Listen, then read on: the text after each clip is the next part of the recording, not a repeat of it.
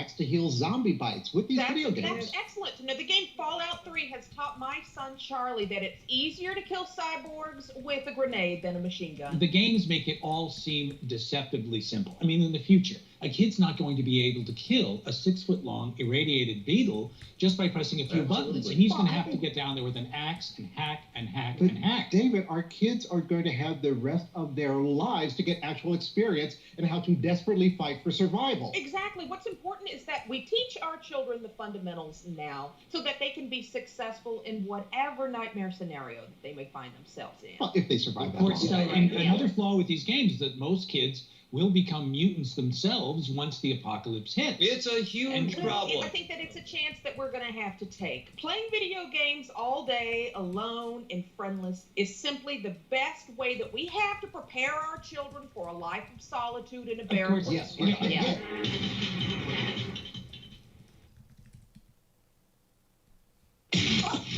This is the Truth Frequency Radio Network. TFR. Truth Frequency Radio.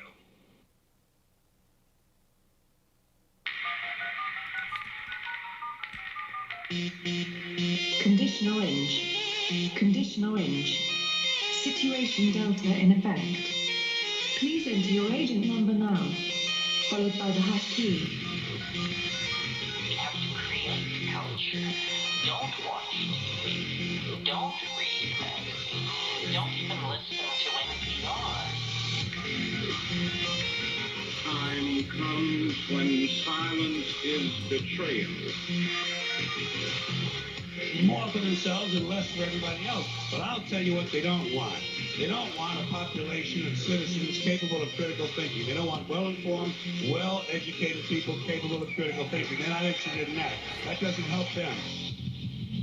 Think for yourself. Question authority.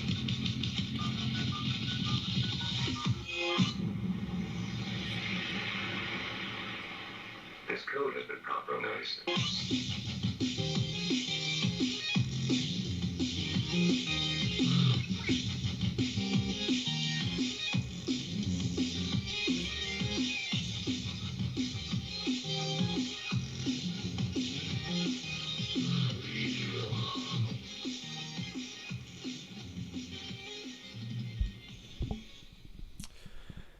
Welcome back, Truth Seeker. We are days before the 20-year anniversary of September 11th. It is September 8th, 2021, and still to this date, no justice for what really happened that day. Recently, Donald Rumsfeld, one of the villains connected to that day, passed away, so he got away without justice. And again, that means the time is now for people to wake up to the lies of that day and the lies that are still going on to this day, and who's behind these lies. These people need to be held accountable, and they need to be taken out of power so that we don't have to continue to live through their atrocities by the numbers. And with regards to atrocities by the numbers, last week's episode was what will happen September 3rd, which was 2 days away still. It was 7 days ago. It was September 1st. We said, what's going to happen on September 3rd, 9/3? You know, we know how big that number was with the World Trade Centers, the 93 bombings, September 11th, Flight 93, the first plane crashing into the building as the clock ticks to 9:03. And again, the whole thing with Afghanistan, the whole toppling of the government on August 15th, the 487th birthday of the Jesuits, the 93rd prime number, when Afghanistan's the plus 93 international dialing code. We were just making the point with all the 93s that they're clearly coding, and we know the Jesuits run the show, and they gave us the language and the calendar, and they do rituals by the calendar. What are they going to do on 9/3? So September 3rd, we got our answer, and it was a mass shooting blamed on ISIS in New Zealand at a Countdown supermarket. And as soon as I saw this news, I said, well, the last time there was terrorism in New Zealand, we had the date circled in advance, the Ides of March, March 15th, 2019. Very memorable day for me. I had a video that was very successful on that. It quickly got censored, and all of my books got banned on all the sources they were selling on online, including Etsy. And Etsy, my book had, over 400 5-star reviews. There was only one review on there that wasn't 5 stars. all positive, buyer-seller feedback, and then to just ban the book, on the 74th day of the year, and we're talking about gematria, and gematria equals 74. But that book teaches a whole lot about 93 as well in regards to terrorism, because this pattern's nothing new. But anyway, my first thought was, well, let's go back and measure how many days it was from the mosque shootings in Christchurch, New Zealand, on March 15th, 2019, the Ides of March, tribute to Rome. From that day, from that shooting to the September 3rd shooting was exactly 903 days later, 903. And then Jacinda Ardern, from her birthday to the event, it wasn't 93 days, but it was 39, the reflection. And her surname Ardern equals 39, kind of like how New York equals 39. The 93 World Trade Center bombings in New York, 39 land where the United Nations 39 floors tall, like the number of books in the Old Testament, which begins with Genesis, like Genesis 11:9, where the story of the Tower of Babel ends. The people of the world divided over a tower. The people of this world divided in so many ways. Chief among them, religion. Again, I'd like for you guys to think about a world without religion. Would a September 11th be possible in a world without religion? That's going to be the big question tonight. If you call in tonight, that's the question you got to answer. Would something like 9/11 be possible without religion? Of course, you could blow up a building, crash planes into it, bring it down. I mean, you could do all that. But I mean, could you get the result from a population of people? Because you have to think about how America, they were willing to get behind it because it was going to war with a different religion. And that's pretty much how it was marketed to half the country. These are the new crusades. These are these dirty, non-Jesus believing Muslims over here, that cover their women in towels, and now they blew up our New York skyline. That's how they were looking at it. So a lot of people were willing to get behind that and send off their 18-year-old and slap a yellow bumper sticker on the car that says support the troops. That was the meaningful thing to do as an American in the time of the greatest lie there ever was. Just shut up and put a yellow support the troops ribbon on your car. That was the American thing to do. Truly, that's what Americans did. They didn't question anything. They shouted down people who did, but the American thing to do was to put a sticker on your car. And you talk to most of these people, they'd identify as Christian. And again, I mean, is 9/11 possible without religion? Could you get a bunch of people to go to war with another group because supposedly, they flew planes into your towers? And again, it doesn't end with religion. I mean, but that's the age-old thing that we've been fighting wars over and divided over. Again, I'll tell you where my mom's from. She's from a little town in North Dakota called Esmond. I think the population now might be 50 people. When she was there, it was probably a few hundred. Small town along the railroad. But the railroad stopped going by there like in the 50s, 60s, long time ago. So everyone got out of Esmond. But that town, though, it was all Lutheran and all Catholic, half and half. And the culture in that town was the Lutheran kids didn't associate with Catholic kids. They didn't play with each other. They didn't talk to each other. There was a division in the town. My mom's born in 1952. You know what? In fact, today's her birthday. Happy birthday, Mom. My mom is 69 years old today. And, yeah, it's crazy. It's crazy how time flies. She wasn't even 50 yet when 9/11 happened. But, yeah,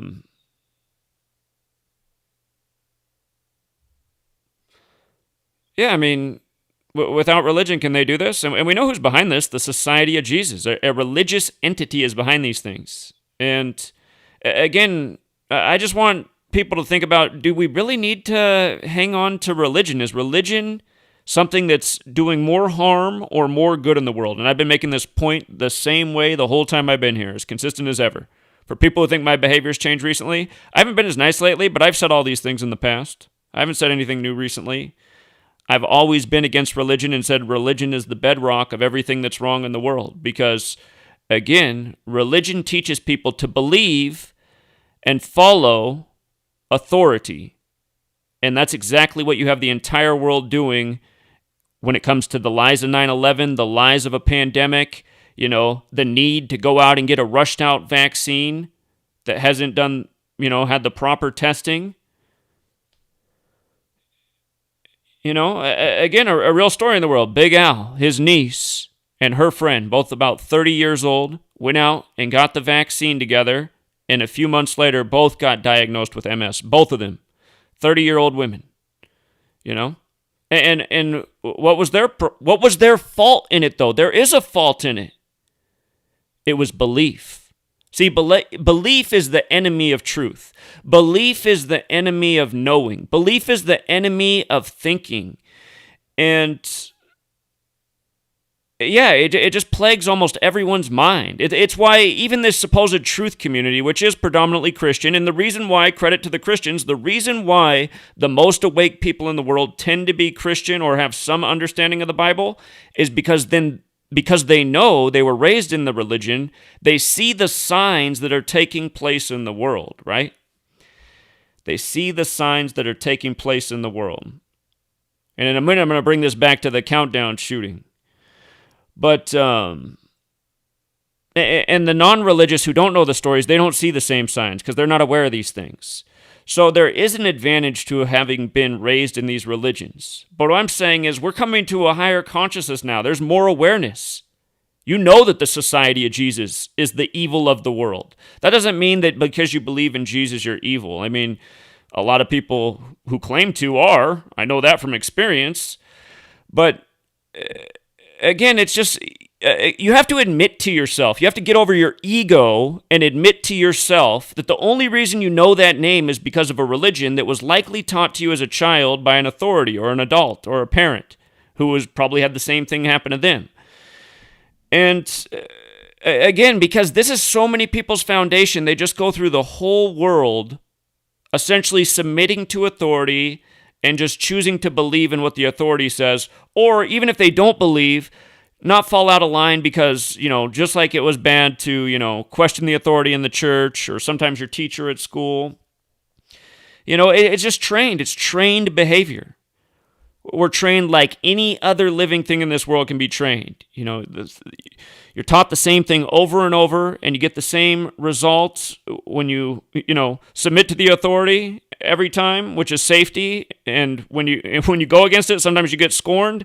I mean, these are the learned things for a lot of us from a young age, and you just see how a society people can just march along to the tune of authority.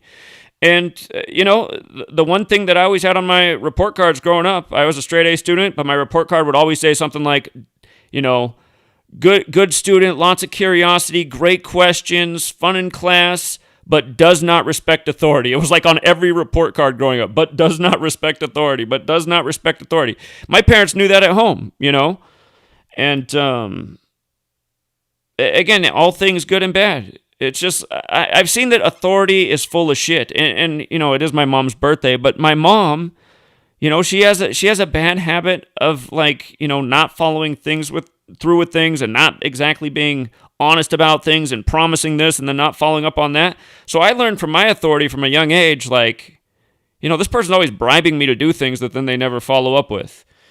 And, yeah, so I mean, I had a learned reason why authority isn't necessarily, you know, telling you the right things to do. I even learned that just from observing my own parent. You know what I mean? And it's not to say that my mom was all bad, but I mean, just like I just said, I mean, everybody does their best, and I guess that was her way of getting me to do the things that she wanted me to do, and she'd get me to accomplish like big things, you know, because there'd be this great promise that would never come, but then I'd get taken by it the next time because she's my mom. I'm like, okay, this time she's going to do it for me. Anyway, yeah, it's just, again, I'm so tired of just listening to people's excuses about why they need their beliefs. And again, it's like none of them can admit that the only reason you believe in that name, that story, is because that's what you got as a child. I mean, it's like that's what we are. We're a society of infants and little children, you know? We still believe in all the little kid stories. I mean, your religious belief in your religious figure that's so important to you, how is that story any more true than Santa Claus? Where is there more evidence that your story is real than Santa Claus? Is it because there was a book that was published and mass printed and put all over the world? I want you to think about that, the way those resources came together to mass print this book, the first ever printed book, and get it distributed all over the world. Do you think in terms of who has the influence in this world that likely came from the clutches of evil or good? Because look at who controls the world. Look who controls the information streams, the media, the governments, who controls these corrupt, television preachers. Again, you guys, we know who runs the show. We don't have to do any more guesswork. It is the Society of Jesus, the Catholic Church, which has been hell-bent on dominating and controlling the world, controlling their belief systems. Jesus comes from Rome. Well, actually from Greece, the empire before Rome. If you don't know, the Greeks wrote the New Testament. Jesus, that's why it's so close to Zeus. Zeus is God. Zeus is Jupiter. Jesus is the Son of God. Astrotheology. I mean, we know what's up. Again, the sun 93 million miles away. That's what they say. The sun's 93 million miles away on average. And in Gematria, God's sun's 93, Crucifix 93, Nazareth 93, Triclavianism 93, the three nails in the Jesuit logo. And again, these big Jesuit rituals with 93, the Society of Jesus, God's sun 93, the sun 93 million miles away. Isn't it just so obvious? We're living in a world that they created around us. And it's obvious. They structured, the way they've got the world so controlled and so bullshit driven is because they built this world. The university system comes from the Catholic Church. Isn't that what's going on in the whole world? You got to get in debt at college. And then you got to go out and pay off that debt and work for a company. And when you get to the company, you might find that you have to toe the line on some things that maybe you don't think are exactly ethical, but hey, this job's paying the bills. I mean, they built this world, you guys, the major corporations, the schools, the system. It's just, we need to break away from this world they built around us, and that includes the bullshit religion. Can't you guys admit to yourself and be honest? As Christians, aren't you supposed to be honest? Can't you admit that had you been born 5,000 years ago before Christianity, you would have believed in that spiritual system that was taught to you as a child? And you wouldn't even know the name Jesus? You would have known what was spoken in your community. I don't even know if things were written down back then. I mean, you probably wouldn't have had a Bible. The technology wasn't here for that yet. There might have been, your tribe's drawings on the wall of the spiritual story. That'd be your story. Don't you guys see that's the whole history of the nation? They came over here with Bibles, paid for by the Catholic Church, and they called the people here godless heathens because they didn't believe in Jesus. And then they just wiped them out. In our history books, which could be full of shit, maybe it was predictive programming for what was coming for us, but that our history books tell us that we wiped out the Native Americans with smallpox, putting germ on blankets and giving it to them and intentionally making them sick. I mean, that's the story we learned, right? And again, we did that all in the name of Jesus. I'm sure everybody didn't do it in the name of Jesus, but I mean, that was the MO. These are godless heathens. They don't have any books. They don't have any education. They don't have gunpowder. They're inferior, And it's still the same mindset in America. That's what our 13 years of slave school is about building this superior mindset, why we're so great, why we're the freest, bravest nation there ever was, and everybody else needs to bow down and comply with whatever we expect, or we'll be over there in your country next, And again, I just saw through all this stuff as a child, and a lot of that is thanks to my mother. My mother knew that this nation was very criminally corrupt. She raised me to be Lutheran, and she raised me to see that this nation was very corrupt, and the military was, essentially used for evil. And again, that might be because she was raised Lutheran. The Lutherans are the rebel branch of Christianity. They're the ones that led the 95 Theses against the Catholic Church. But yeah, think about it, you guys. We get our big 93 ritual, right? The terrorism ritual, and we understand why the number. It's a very significant number. Remember, 930. Christianity equals 930 in Sumerian Gematria, and the 930th chapter of the Bible is where the Christian section begins. Matthew 1:1. Math. Keyword math. Math equals 42 forward, 66 in reverse. When you use numerology, New Testament equals 42 forward, 66 in reverse. 42, 66. The New Testament begins with the 42 generations to Jesus. and then ends with the 66th book of the Bible. Those numbers come together with the beast too, and it's funny how they've been coding 66 and 42 all over the place with the vaccine. Again, we know it's a big Jesuit Society of Jesus scheme, the whole pandemic. And that's why so many of the Christians who think they're awake because they believe in Jesus, they think this is the prophecy that was foretold in their book that was given to them, which is kind of right, but you don't have the right perspective, in my opinion, because you have to see the bigger picture, that book was printed for you to have. So you would believe the word with lie right in the middle, because they need that in you from a young age to always believe in the authority, because they got plans for you in their big system where you get exploited every day, get used as a financial instrument,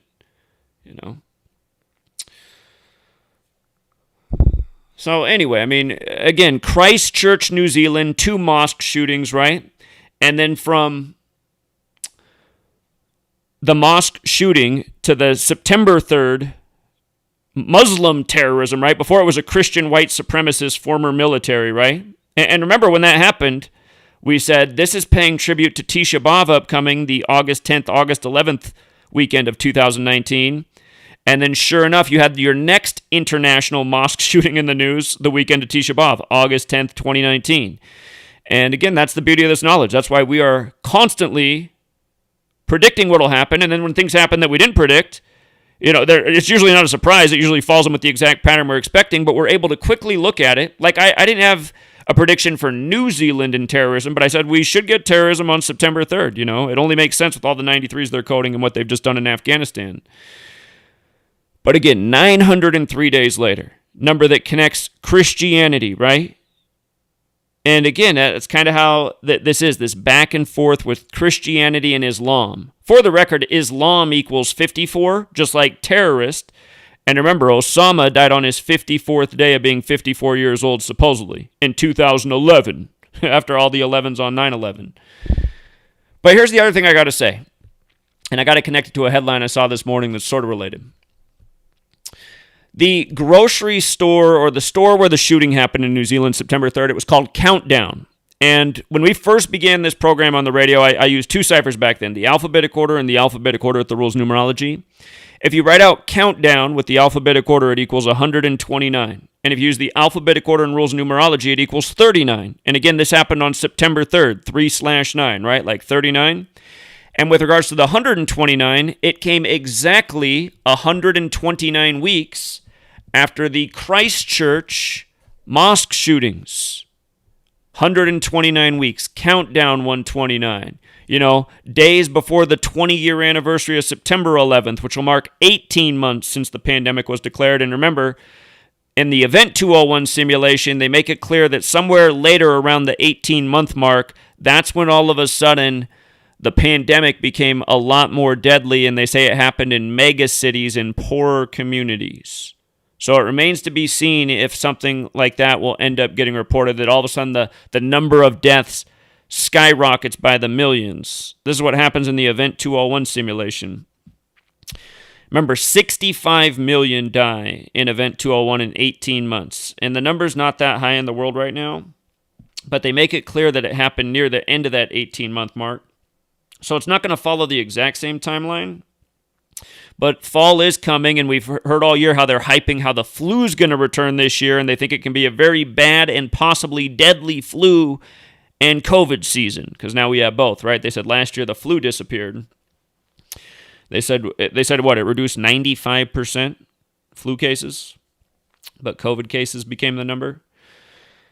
Anyway, they're saying this year they expect COVID and flu, and signs aren't good right now because there's 3 times as many cases through Labor Day this year as there was last year. And that's got to make you scratch your head and go, well, wait a minute. They're saying we got to go get this vaccine, but cases are 3 times worse than last year? Something's wrong. That math doesn't add up in a positive way for vaccine support. But anyway, 129 weeks, right? So I did a video on this last week, and somebody left a comment and said, Zach, remember that song, The Final Countdown from the 80s? If you missed my video on this last week, it was Sunny Days who left that comment. If you missed my video on this last week, go back and check it out because there is so much to say. But the point I want to make is the lead singer of the his name is what is it, Joey Tempest, the lead singer of Europe, the band that did the final countdown. The song was made 35 years ago. Europe is 35, Catholic 35, Holy See, like what they call the Vatican area, 35, I 35. The phrase all seeing eyes 119. The shooting in New Zealand was on the day leaving 119 days left in the year. So all seeing eye 119, I 35. This song came out 35 years ago by a band that equals 35. Big number with the church who's behind all these rituals. But the singer, his birthday was August 19th, meaning September 3rd was his 15th day of his age. And here's the point I want to make about 15. Again, the countdown towards what? You got to ask yourself, what's the riddle? And again, this is a ritual paying tribute to a military guy shooting up mosques, and then ISIS, the terrorists, whatever you want to call it, organization, CIA boogeyman. They retaliate, countdown, just right before 9/11, which sparked off all these wars. It's obvious that they're telling us, they're bringing us to a greater cataclysm with this ongoing conflict in the Middle East between the West, predominantly Christian, and, the area that's predominantly Muslim. It's so obvious, right? So this Joey Tempest guy, this ritual coming on his 15th day of his age, here's what I want you to think about. I always say if you can only have one cipher, it's the alphabetic order with the rules numerology. The book, the cipher that Manly P. Hall really points out in his book. And in that cipher, war is 15, right? War is 15. And this happened on his 15th day of his age. It's a countdown. Here's the thing about 15 in light of what we know about war. 15 is the fifth triangular number. That means if you add 1 through 5 together, it equals 15. 1 plus 2 plus 3 plus 4 plus 5 is 15. 15, the fifth triangular number. Think about this nation's War Department, 5-sided, with 5 floors above ground, with a 5-acre court in the middle. 5, 5, 5. What's that add up to? 15, right? And right across from that is the Washington Monument, named after the Freemason war general, that is 555 feet tall. And again, the Jesuits behind modern Freemasonry. George Washington penned a letter worried about the Illuminati's establishment and what it might be doing to Freemasonry. And remember, the Bavarian Illuminati established May 1st, 1776 by the Jesuit Adam Weishaupt. So again, the Jesuits behind the calendar, behind the language. You know the phrase, all roads lead to Rome. You study this knowledge, and you see how the rituals come together. You say, hold on, we got commercial. We'll be right back. Beyond the Veil. The mainstream media and establishment are running scared right now, and they've prominently featured TruthFrequencyRadio.com as number 89 on the federal government's hit list, also known as the fake news list, which is essentially a list of sites slated for censorship on Facebook, YouTube, Google, and other social media. Now is the time for you to get involved. Share your favorite TFR shows far and wide on forums and social media. Tell your friends and family about your favorite shows. If you're a business owner, get in touch with us to feature your product or service right here on TFR. And if you haven't done so already, become a TFR supporter now and get unlimited commercial-free downloads in high quality. Visit truthfrequencyradio.com/sign-up. Thank you for making TFR the leader in independent and uncensored talk radio. Truth Frequency Radio, your protection from deception. So, you love talk radio? Then you'll love TalkStreamLive.com. TalkStream Live is always on, 24/7, with the best streaming talk shows. Find your favorite talkers and discover some new ones. It's free, readily available online or on mobile with any smartphone or tablet. Finding your favorite talk shows all in one place has gotten a whole lot easier. Just go to TalkStreamLive.com. Be sure to download the free apps from Google Play or the iTunes App Store. If you have hard water, the Lime Scale not only leaves white spots, it clogs pipes and breaks down appliances, costing you hundreds of dollars in energy and wear. Eliminate Lime Scale and other water issues like brown staining and bad odors with HydroCare water products, available from Wave Home Solutions. Wave's affordable water systems don't use salts or chemicals. You'll love the way your water tastes, smells, and looks. Satisfaction guaranteed. For more information, go to bestwater123.com. That's bestwater123.com. He was the deputy director of MI6, Britain's most senior diplomat. He was knighted by the Queen and in charge of thousands of highly trained spies. But he was also a member of the Paedophile Information Exchange. He had 45 diaries full of sex fantasies with children. His friend was the private secretary of Margaret Thatcher. He strangled a child and hit another with his car. He raped young boys and organized orgies with children for other politicians. The Enigma Channel, intelligent television for planet Earth. EnigmaTV.com.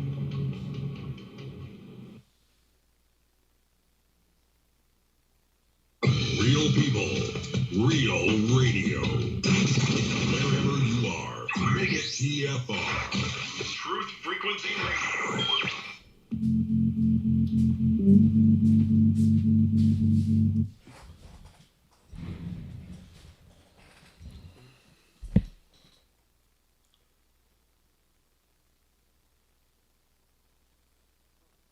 Anybody see?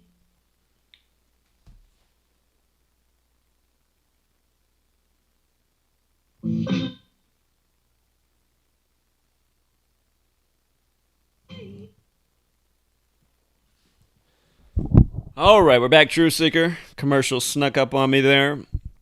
I just want to make a point, though, with what I was saying about war and 15 and 555. A lot of you probably saw this headline today. CNN was running with it all morning, that the Dixie Fire has burned 5 counties in 55 days. And again, think about how big counties are. You know, it's a lot of terrain. 5 counties in 55 days. And again, when we first began, the 2 ciphers that we always used were the alphabetic order and the alphabetic order with the rules numerology. Right from Manly P. Hall's The Secret Teachings of All Ages. When you use the alphabetic order, burn is 55, right? Burn 55. We've talked about this pattern many times before in the past, definitely on this show, countless posts. But again, just the headlines that they give you. You know, you wake up on the 55th day, they got to make sure the Dixie Fire's front and center, 5 counties in 55 days. And again, just think about this from like a layman's point of view. If you have a government that is military driven, and it is power driven, and it is control driven, and it's world domination driven, the way it achieves its objectives is with its military, because it's a military nation. It's where its investment is. And at the end of the day, if you want to get your way, what do you got to do? You got to kill somebody, right? Some people will not budge, like they stand on principle. Well, if you're the type of order that's not going to stand for that, and you're going to get your way no matter what, well, you got to kill people like that so that you can get your way. You know, the person with the principles is not going to stand in the way. And that's the kind of government and nation that America clearly is, that so many people have been chanting USA for decades. But that's what we've been for a long time. This stuff didn't start anytime soon. I mean, we were using our CIA to overthrow Iran in the 50s. You know, this is the kind of nation we've been. A nation with taxpayer dollars creating mischief in other people's country because we want their resources. And again, what I used to say 20 years ago after 9/11 happened, when I really just started to see how people were, how they didn't care about information and truth, and they'd get mad at me and they'd want to fight me. And I just started thinking about things like how they don't see everything that's wrong with this and truly how evil this is, and how if we march along, essentially we're a part of that evil. I started realizing that these people are evil. You know? And that's what's funny, that the people who think I'm evil in the world are religious people, and because I bash their religion, then they think I'm evil. And again, these same people that think that, I would love to put up our resumes of the things I've done to serve humanity, because it's a really long list, and it's been going on for a really long time, you know? And I'd love to see what's on your list. On your list, you might just have, well, I believe in Jesus, and that's good enough for me, and that might be good enough for you, but that's your belief system, and that's what has you thinking that way. You know, from where I stand, what I believe, it's actually more like what I think, is if all you've ever done in your life to feel good that you're a good person is believe in Jesus, then you haven't really done anything, because that's easy to do. You know? Believing and saying you believe, I mean, that's an easy thing to do. A difficult thing to do is to stand up against the predominant religion when you see that it's bringing real problems into your world. That's the other thing that all of you who think I'm so evil, what you don't realize is I've sat here and risked a lot and gone through a lot and done it for 8 years straight and not let anything stop me and put out real knowledge that can stop real evil. And you guys are taking time to try and sabotage me and say, see, he's evil because he doesn't believe in Jesus. He doesn't like the people who believe in Jesus. I don't like the people who believe in bullshit, okay? And maybe I'm wrong that Jesus is bullshit, but can you prove that I'm wrong? You can't. All you have to do is believe that I'm wrong. That's all you have to do, because that's what your whole belief's on. It's not based on evidence or logic or reason. It's just based in believing whatever you want to believe. You know? I mean, you see how belief works when the flat earthers call in. There was a guy who was calling in, grilling all this about flat earth, and he said something. I said, well, I got to interrupt right there. I said, that right there is easily proven false. And then I laid out the case for him, and I said, so what do you say? He goes, well, you're right. But then he went on with how he still believed in flat earth. I was like, dude, what you just said, actually, based on the fact that you see that you're wrong and I'm right, that should show you right there that there's something wrong with your belief about the shape of the earth. But it didn't, man, because he's already subscribed to the flat earth religion. So, and again, just the flat earthers, they're like little 2-year-olds. They're like, oh, if you're going to say that, then I'm going to start calling you a globetard. It's like, okay, you guys, before flat earth even came here, I was pointing out things like, are we being bullshitted about what we know about the world around us? I wasn't saying the earth was flat, but I was saying, are they lying to us about things? Because I was pointing out this stuff in 2013 about 93 and the sun's supposed distance and, you know, the 93 encoding in the Bible. You know, and then it's just so obvious, you guys, the Society of Jesus has built the world around us. They've been training us from the crib. If you even had a crib, you know? I don't even know if I had a crib. I'll have to ask my mom. She sees cribs and she goes, those are dangerous. Maybe I didn't have a crib. I know I had a Moses basket. Maybe they just kept me in a Moses basket all the time. Anyway, you guys. You know what else is sick about this? Today's the day that it's been burning for 55 days. Wait a minute. No. I take it back. That's a different fire. Excuse me. That's another fire in the headlines. But that fire that they're calling the fact that there's a story about that fire burning for 38 days. Again, fire's 38. It's just, you start to realize, like, you know, CNN hasn't been doing the Dixie Fire Day countdown. I haven't seen it at all. I've heard them talk about the Dixie Fire, but today, just first thing, 55 days, 5 counties, and I'm just like, man, military agenda. Sorry, I didn't make that point clear. Again, our nation is military driven. 9/11 was clearly a military operation. Consider the Jesuits call themselves a military order. It's why their leader's the superior general. But just military driven. Military technology, you know, military personnel. Who is executing these fires? Because I know a lot of these fires, I mean, it's just so obvious that this is an agenda. The last 3 summers here in the middle of Washington State, there was a good amount of smoke in 2019. Last year, it was a lot worse. This year,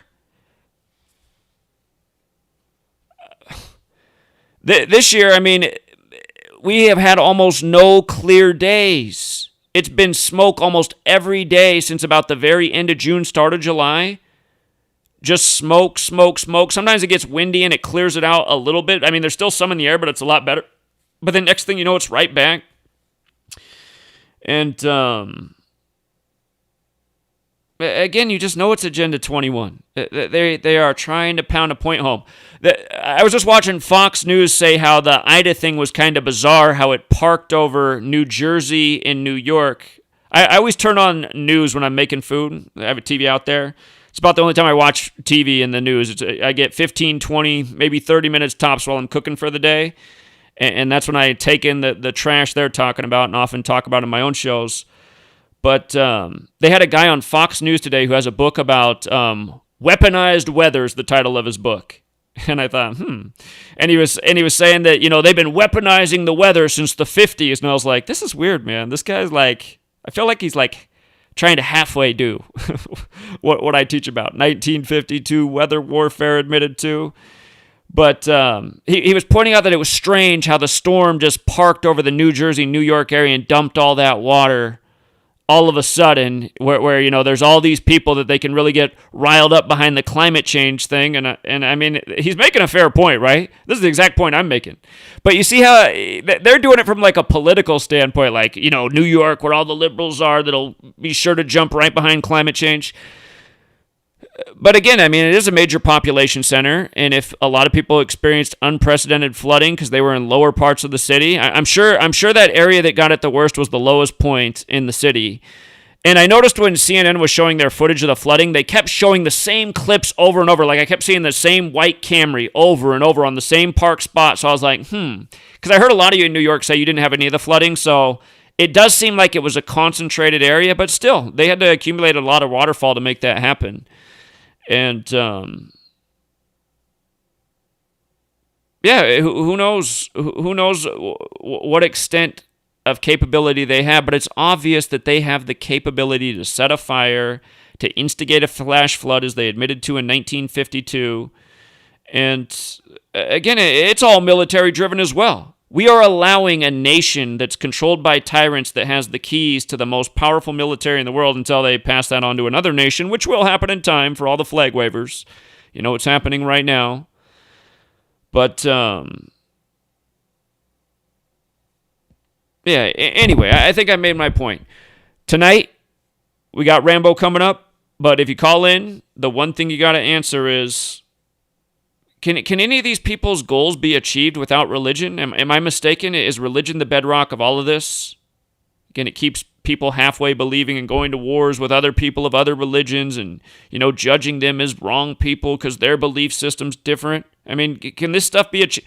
I know where sweet ladies from Burma, they have the longest ongoing civil war even before the military overthrew the government this year. I mean, it's a nation that's had military conflict for decades.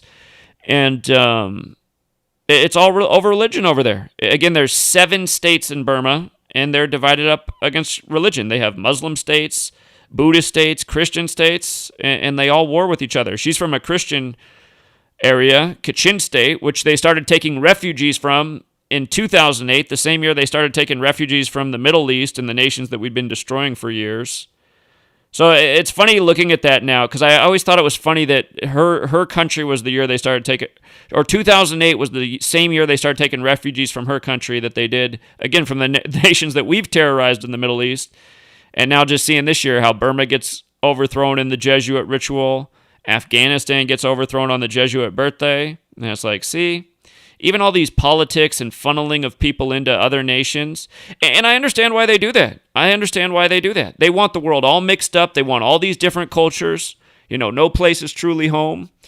And, there's good and bad to a melting pot. But you see what the mixed up nation's done now. It just marches right along to tyranny. I don't know if America 50 years ago, it's been on the path, but I don't know if America 50 years ago would have marched to tyranny as easily as they are right now. So, that said, let me stop rambling and let me find Rambo, the better half, to do his decode. All right. Rambo, how you doing? Oh, I'm doing great. It's always great at this time each week, the highlight. So thanks again for having me. You are always welcome, Rambo. I'm glad you feel that way.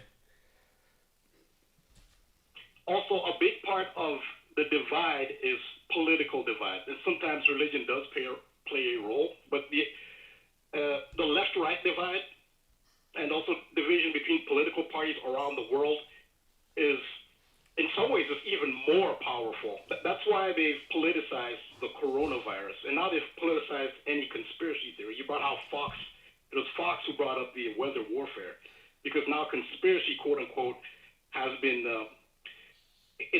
it's now the realm of the right wing of conservatives, and they're doing that so that liberals don't get on board with, questioning weather or questioning the official narrative on COVID. So they make it political. So if you're liberal, you don't accept those things because it's considered this is the realm of the enemy, the conservative. Another example I give is because a large number of African Americans are Christian, and a large number, obviously, of Republicans are Christian, but yet they're miles apart politically. Yet they're both Christian. There's a strong African American Christian tradition and a strong, Christian tradition among mostly white conservatives, but yet they don't come together. It's because politics divides them more than religion does. Well, and Christianity is the religion of the nation. I mean, that's what brings it together, is the nation. And again, just to remind, I mean, growing up, people would always say, don't talk about religion or politics. People would always say that. And I always thought that was a funny thing, because I was like, man, those are such important things. You can't even talk about them, huh? So, and again, before there was politics, there was religion. Wars have been going on in the name of religion a lot longer than they have in the name of politics. But now that it's a more secular society, politics probably do drive more people today in this nation than religion itself. But yeah, they're two wings of the same bird. Yes. Now, say like in the West, where, especially United States, where religion no longer has the impact that it does around the world, that's where they need to replace it with something else. And it's here's that left-right divide. It's so obvious. Indeed. Yep. Yeah. So the title of my post is "The Esoteric Symbolism of the X." The fixed cross, DMX, Lil Nas X, and 118.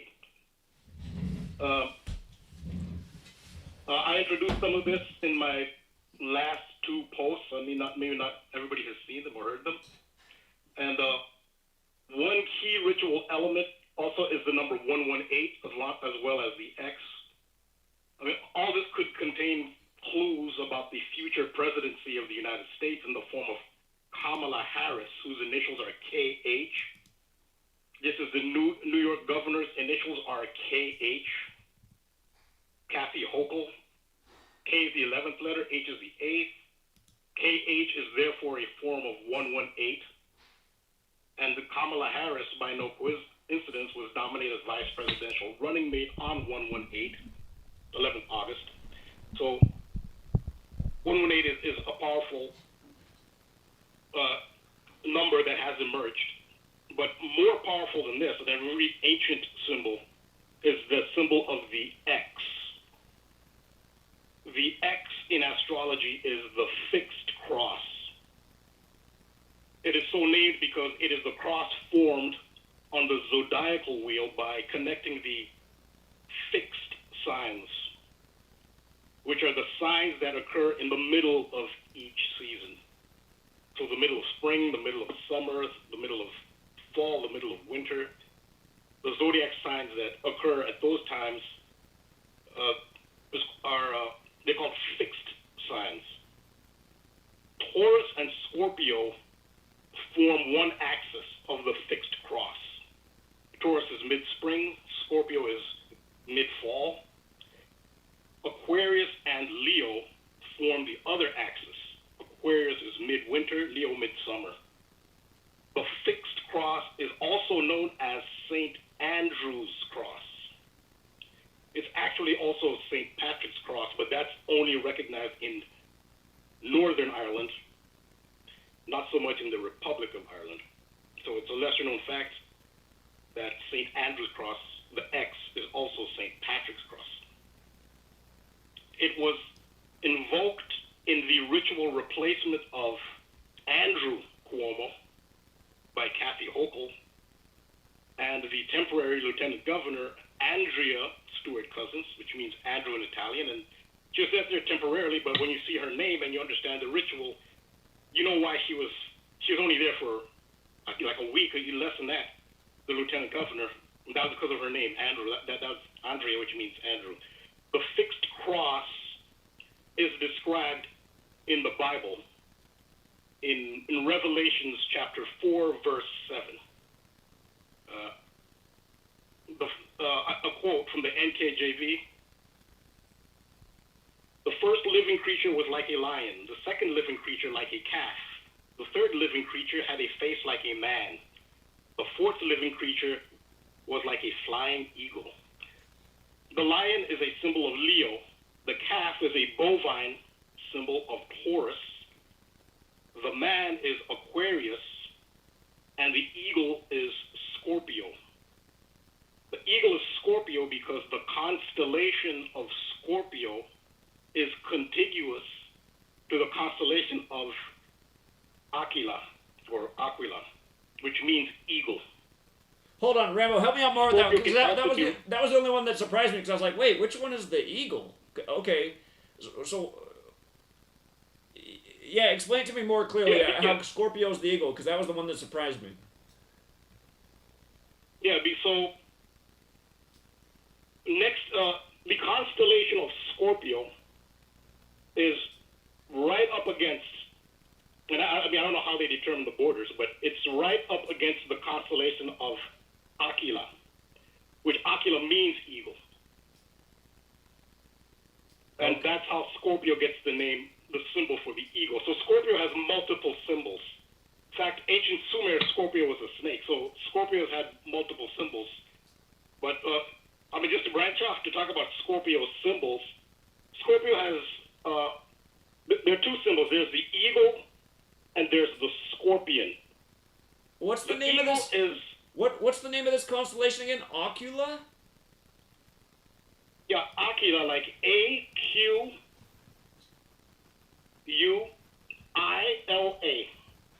Okay, that's a new one to me. Okay. Yeah, and those who speak Spanish know that eagle in Spanish is águila. But so Scorpio has the two symbols, and the eagle is your higher nature.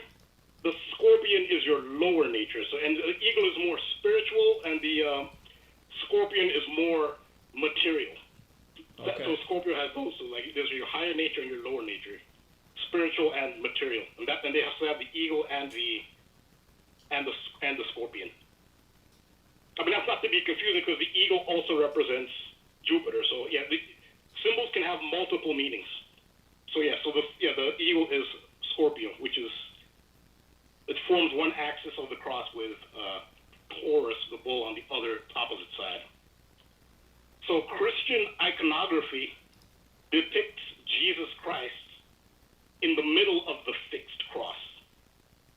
So this is Christianity has adopted this, and this is ancient. This existed thousands of years before Christianity. Christianity adopted these symbols, which they consider pagan, which, that makes the term, it's kind of a weird term, pagan, if the Abrahamic religions adopted all these pagan symbols. But yeah, this is the case. So the man, Aquarius, and the eagle, in the depiction I gave, there are multiple depictions. I just gave one example. This is the one on Wikipedia, but there are multiple examples of Jesus Christ surrounded by the fixed cross. So the man is Aquarius, and the eagle is Scorpio, which is on top, and below Jesus' feet is the lion, Leo, and the bull, Taurus. So, and that's the X. So X symbols represent St. Andrew's fixed cross, which is related to Revelation. But there's Revelation 4:7, which describes it.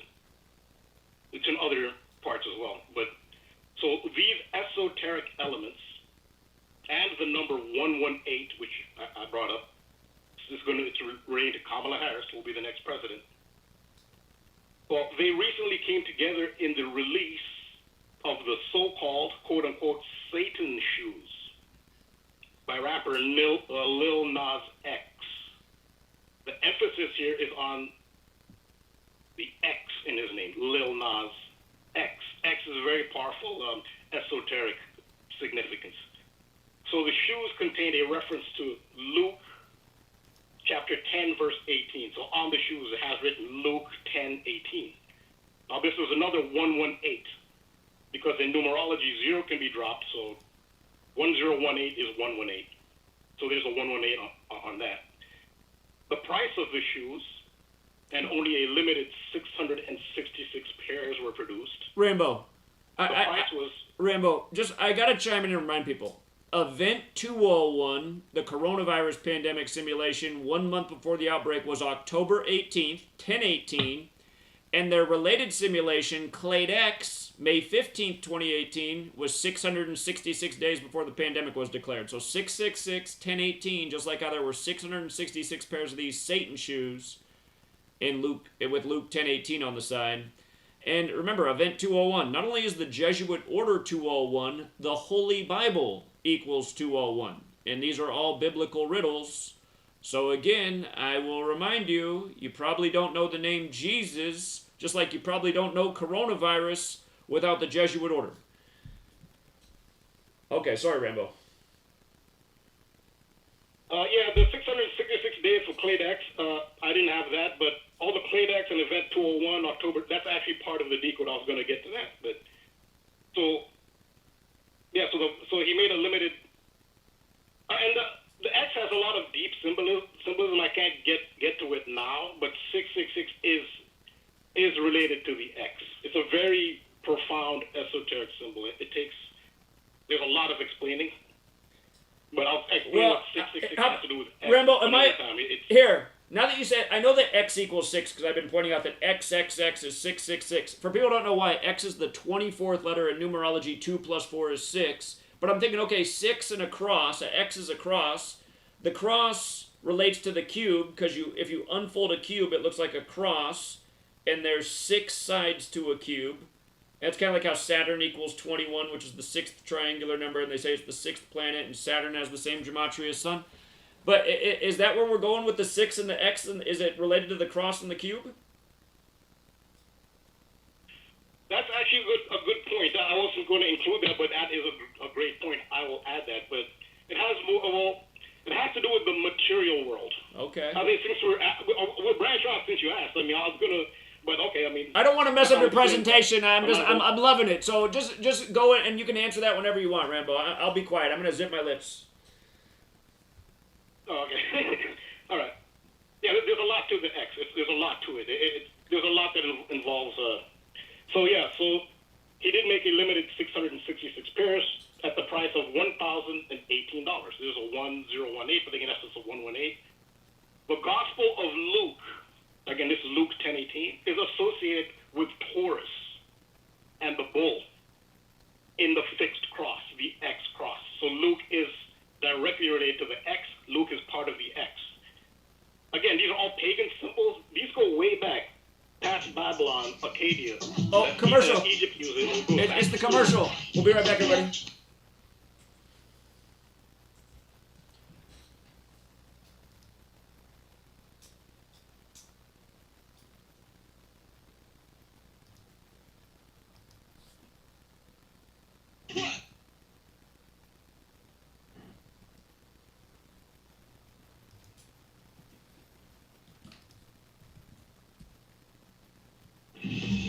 Truth Frequency Radio is your #1 source for news and information without the hate, hype, and fear. We're proud to feature cutting-edge programs like The Christopher Everard Show, The Covert Report with Susan Lindauer, Enemy Within Radio with Tom Barnes, Freaky Friday with The Woo Crew, The Gematria Effect with Zachary Hubbard, America's Evil Genius with Travis Cook, Phoenix Rising Radio with Phoenix, Quantum Connections with Lucky, and dozens more. Did you know you can listen from any telephone by dialing 641-793-7117 or call into your favorite show toll free at 833-TFR Live. Uncensored talk and news you won't hear in the mainstream media. Truth Frequency Radio, your protection from deception.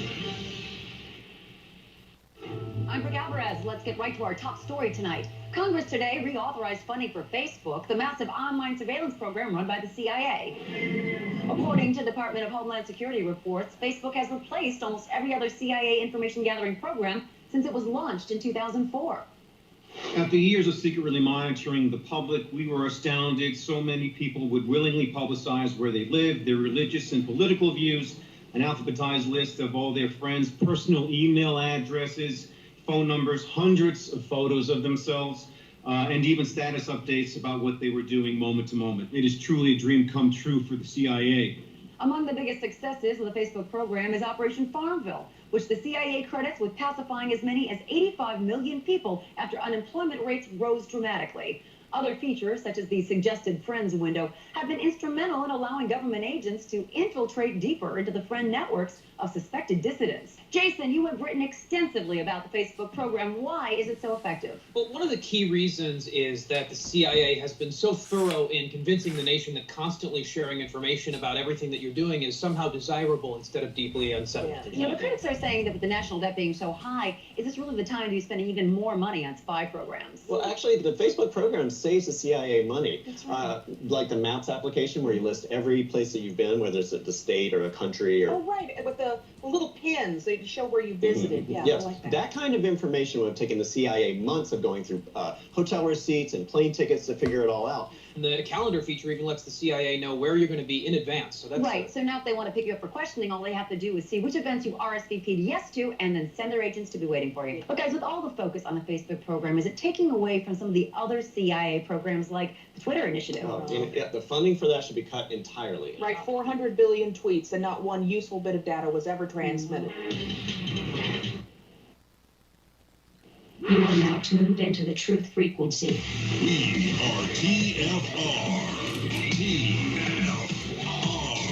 Truth Frequency Radio.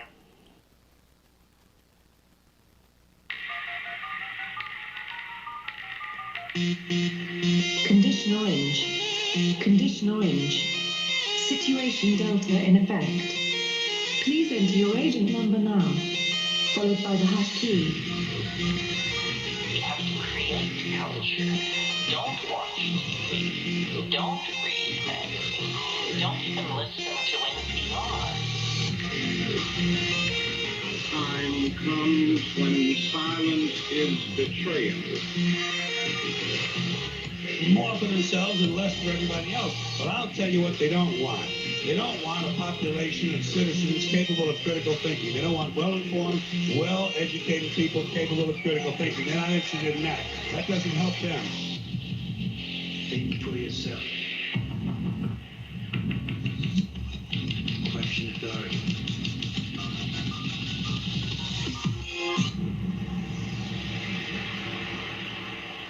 This code has been compromised.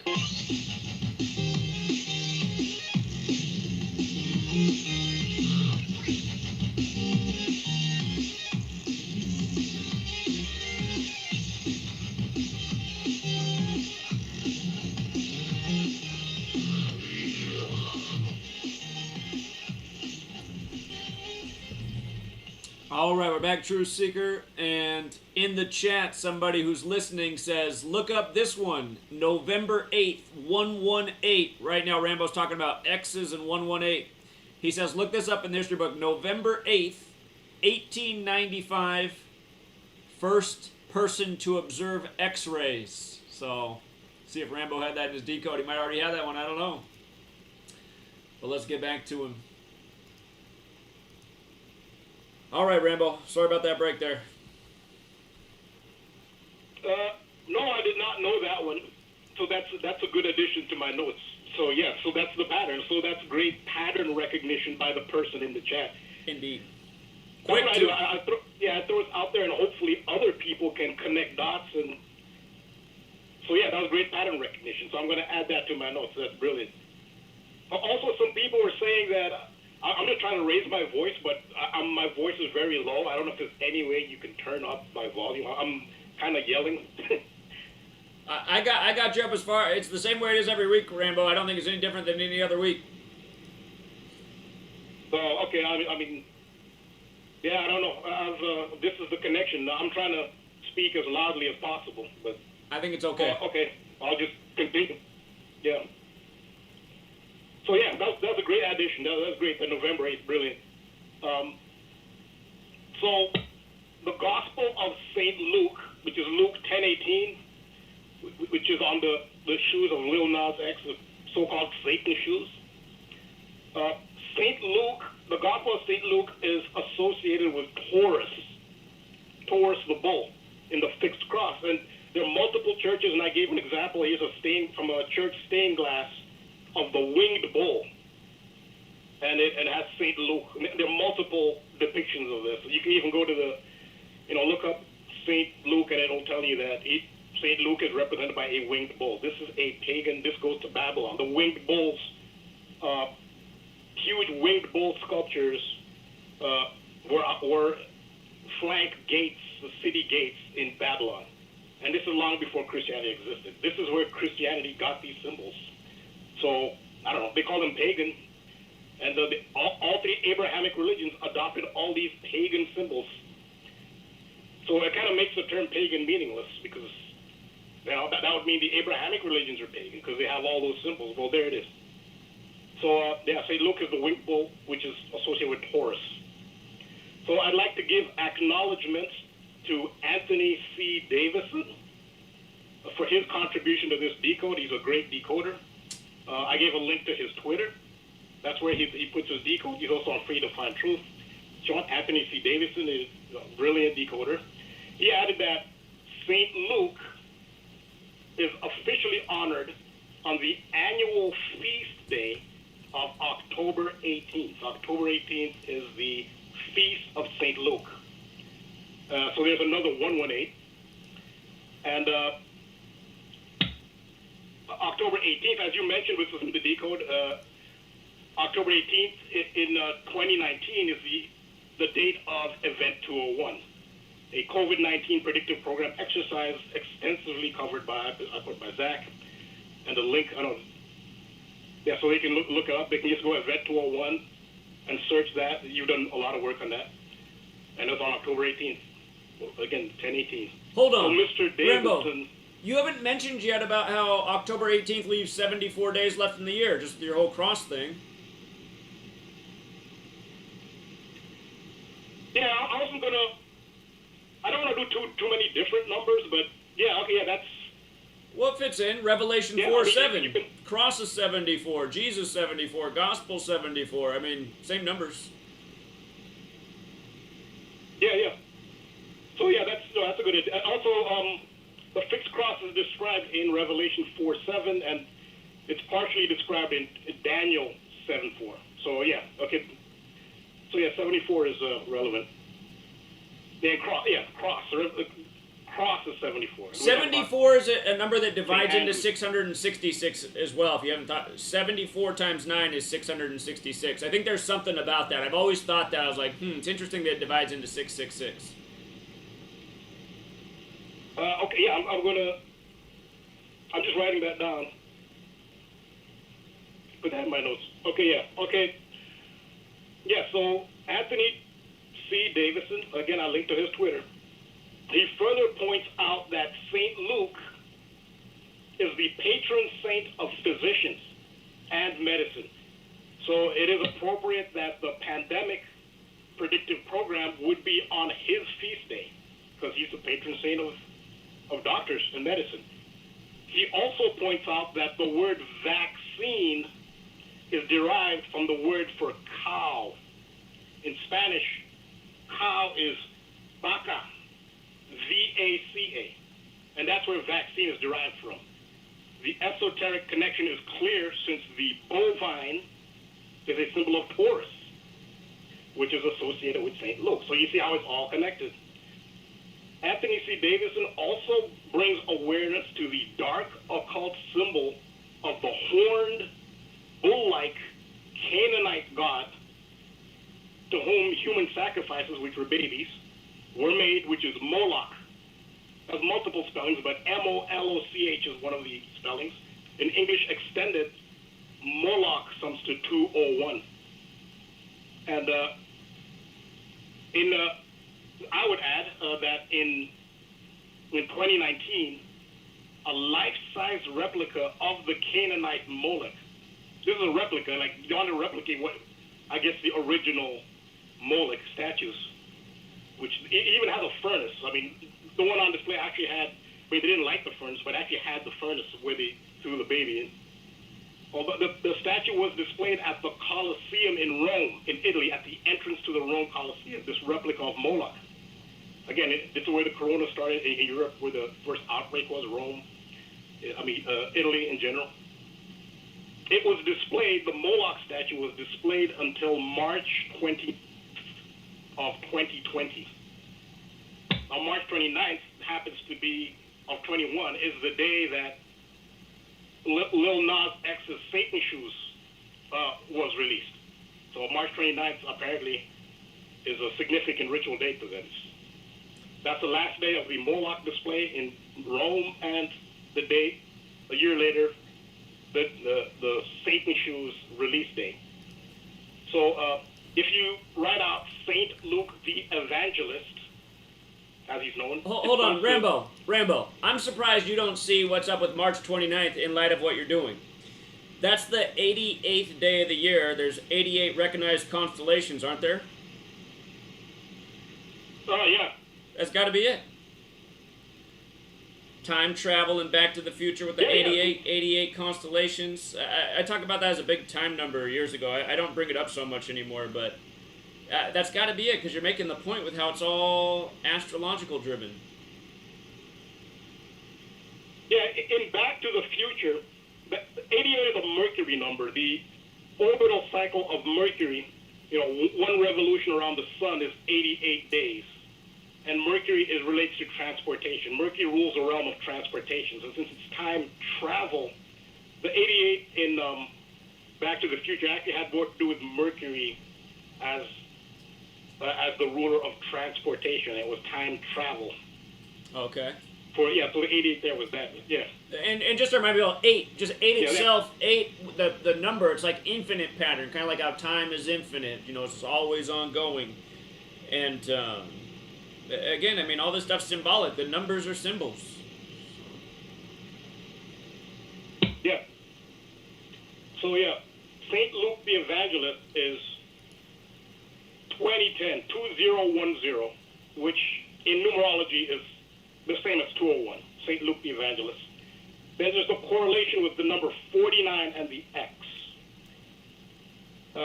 Like Revelation is 49.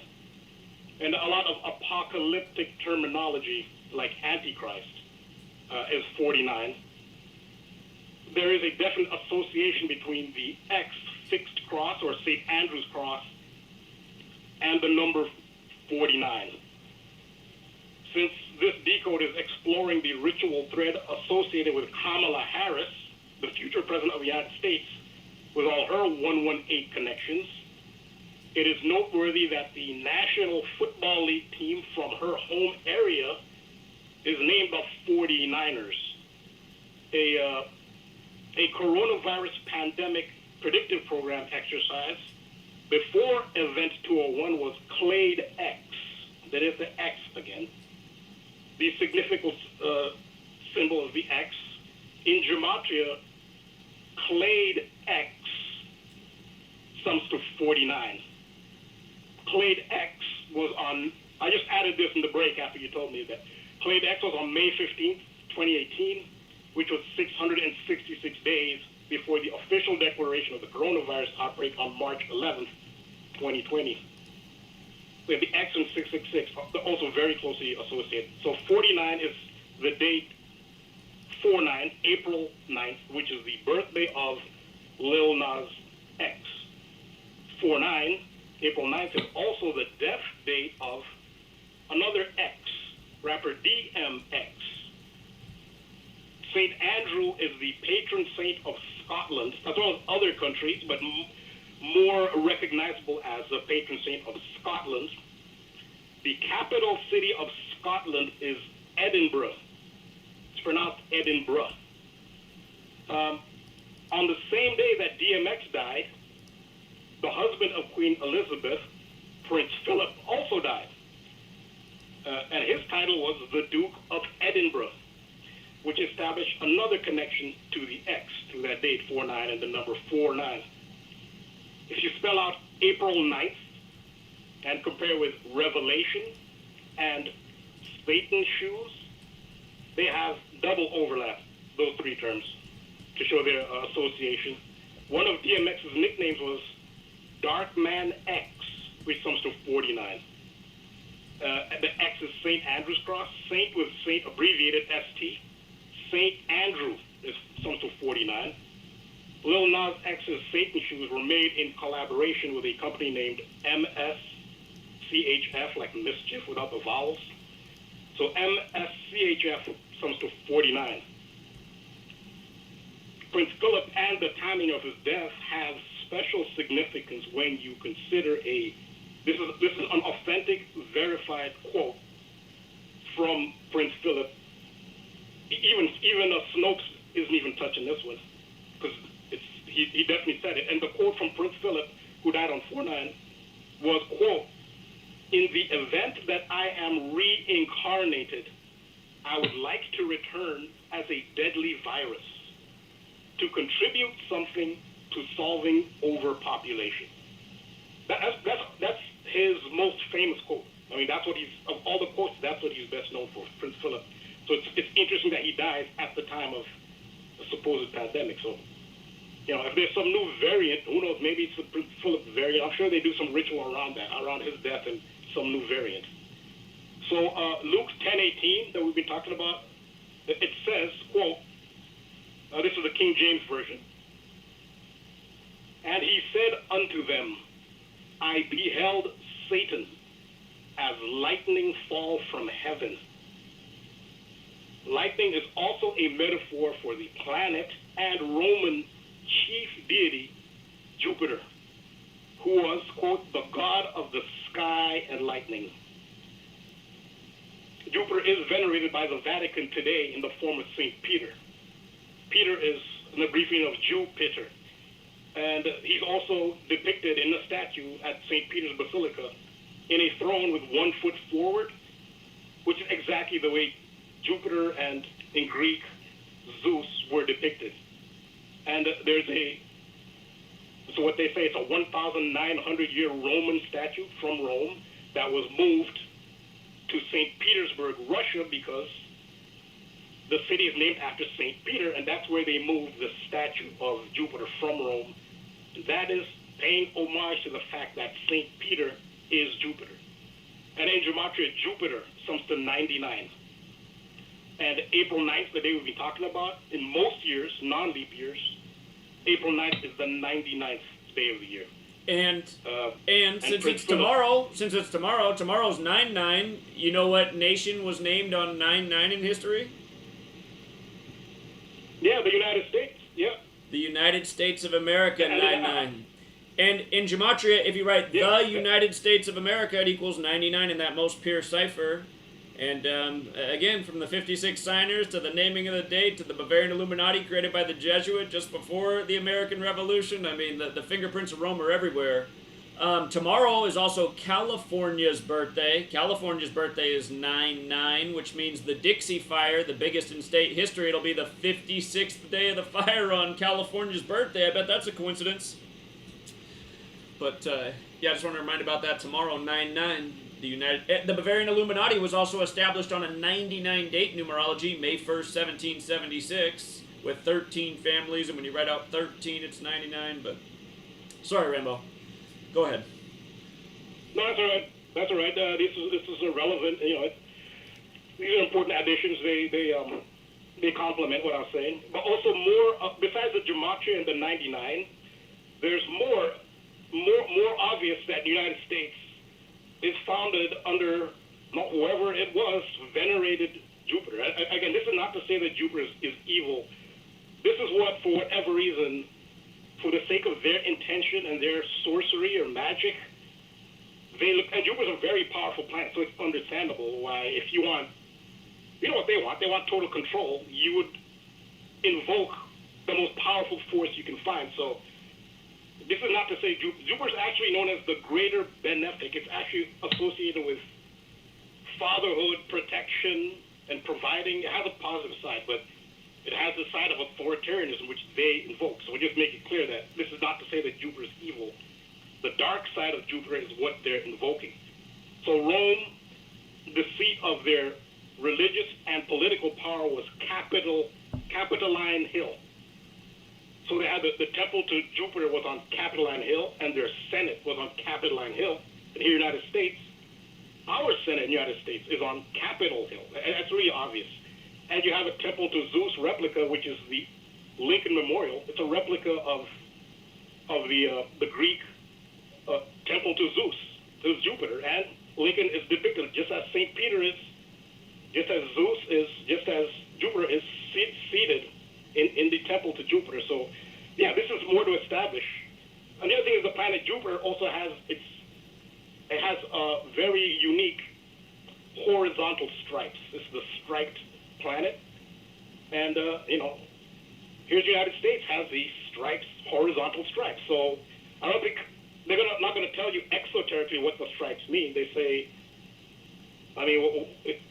it's the red and white stripes, some to 13. They say that's the original 13 states. But those are also the stripes of Jupiter. And the Jupiter is also the eagle. That's the symbol of the United States. So, yeah, that's well established. Who's the power that is behind this? Jupiter is behind Rome, the eagle, Babylon, the eagle. The Nazis used the eagle. So, yeah, Prince Philip died at age 99 on that date, on the 99th day of the year. So this ties in as well. Again, Luke 10:18 was Satan came down from heaven like lightning. So Satan and lightning, that's the same symbol as Jupiter. It's pretty consistent. So there's another cross which is Rambo, I just got to chime in. Just to remind people, the gematria of lightning equals 55 like Satan as well, which is also interesting. Is Jupiter the 5th planet?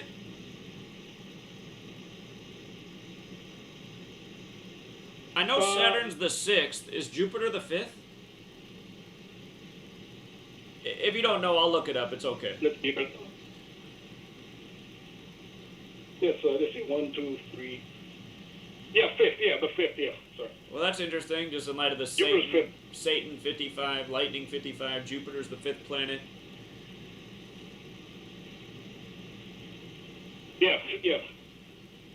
55 is that's big too, and so yeah, Saint Peter's cross is the zodiacal. That's a different cross from the fixed cross. Is Saint Peter's cross, and that's the mutable cross, which is made up of the mutable signs. The mutable signs are the signs that occur at the end of each season, because mutable is going into the next season, and that's represented by the upside down cross that you see. Sometimes you'll see some Christian Catholic churches with the upside down cross. That's St. Peter's cross, because the legend is that St. Peter was crucified upside down. Now it just happens that the Emperor of Rome at the time was Nero, who crucified St. Peter. Now that's significant because the mutable cross is Gemini Sagittarius on one axis, and Pisces Virgo. Nero was a Sagittarius who died in Gemini. And it just so happens that, he born and died on St. Peter's cross. It fits too well. So Pisces and Sagittarius are ruled by the planet Jupiter. The first openly Jesuit pope is a Sagittarius as part of a ritual veneration of Jupiter. That's not... I'm making clear, I'm not saying this is just because they invoke this for their ritual. They invoke many different planets. Sometimes they'll actually persecute Jupiter. They don't like the greater benefic side of Jupiter. If you see Jupiter being persecuted in ritual, they're actually persecuting the positive side. They like this authoritarian side. So that's why the first openly Jesuit pope is a Sagittarius. It has to do with Sagittarius being ruled by Jupiter. And also DMX is Sagittarius. And here's where Sagittarius is actually being sacrificed.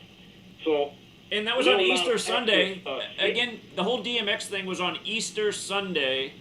And we're talking about the cross and Jesus and the resurrection Easter Sunday. And don't forget the news broke on April 3rd of DMX being in a vegetative state. That's the day that science says they believe Jesus was crucified, April 3rd. Jesus Christ equals 43. It's the 93rd day of the year, like crucifix is 93. So, and again, we know a lot of these rappers, when they go out, they do a Jesus ritual. You know, Tupac and beyond. So. Yep. So Lil Nas X's Satan shoes also contain the upside down St. Peter's cross. When you see that upside down cross, that's St. Peter's cross. Again, it's Gemini, Sagittarius, Pisces, Virgo. That's called the mutable cross. So they included that as well. And if you look in I gave the picture. If you look up the pictures of the box that the shoes came on, there's this demon on the box. They went all out. The demon displayed on the box comes from the Goetia. The Goetia demons are the Solomonic demons. The legend is that King Solomon invoked and controlled 72 demons. These are the 70 demons of the Goetia. And these are the illustrations of these demons. So the one illustrated on the box of Lil Nas X's Satan shoes is a Goetia demon named Buer, or Buer, B-U-E-R. That's the demon depicted there. And if you look up Buer is associated with Sagittarius. So they're going all out. And you can look at the links. That's not to say that Sagittarius is associated with demons. Every single zodiac sign has a Goetia demon associated with it. They all have a demon. And for their intention, this is what they want. They wanted Sagittarius. We know why, because of Jupiter. So that's who that demon is on the box.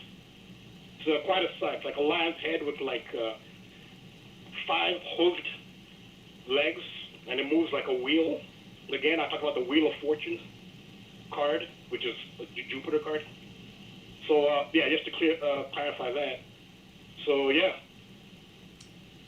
Well, one last thing I'd like to mention on the 118, one last thing. This is actually a contribution from Bobby Simpson. He said that the upcoming September 11th, which is September 11th, 2021, is actually the United States' 1018th Mercury birthday. Now, by a Mercury birthday, it means from the day of, July 4th, 1776. If you take the number of times that Mercury completed a year, which for Mercury is 88 days, it's exactly 1,018 Mercury years this September 11th. So 118 and 1018 is actually big. And there was a Mercury ritual. I mean, we've talked about that before, not to get into that. So I just leave it on that. For one final 118. Well, here's another one to think about. Okay, paganism. The cross represents the 4 seasons. Oftentimes the cross with the circle in the middle, which is the sun. Christmas is when the sun resurrects. Christmas is the 359th day of the year, which is the last day of the year that's a prime number. And 359 is the 72nd prime, like Jesuit Order 72. We'll be right back in the morning.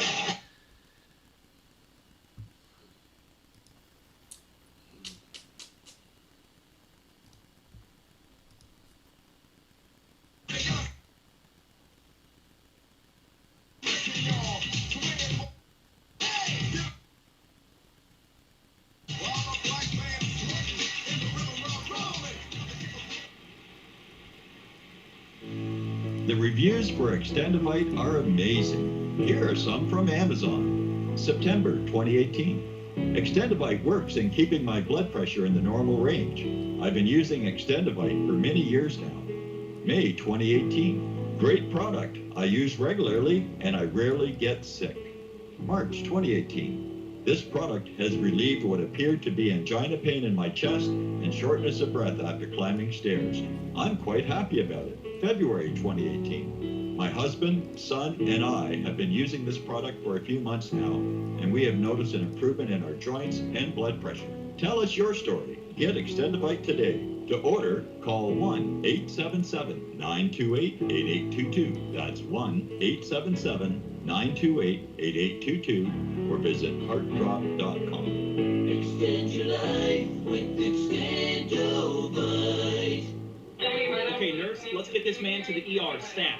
Right away, doctor. We see this every day. Heart attack or angina pain due to blocked and clogged arteries. Chelation can remove obstructions or blockages from arteries and help avoid painful and expensive surgery. Now there's Angioprim. It's a liquid oral chelation product that you take with juice. You start to feel the results fast. Angioprim increases blood flow all over the body, and that means more energy and strength to take on the day with less aches and pains. 60 years of research has gone into chelation, and Angioprim is the result. A safe and easy way to unblock your veins and arteries from buildup that slow circulation. Paging Dr. Jones. Please report to the emergency room right away. Log on now for a special radio offer from Angioprim. That's angioprim.com/radio.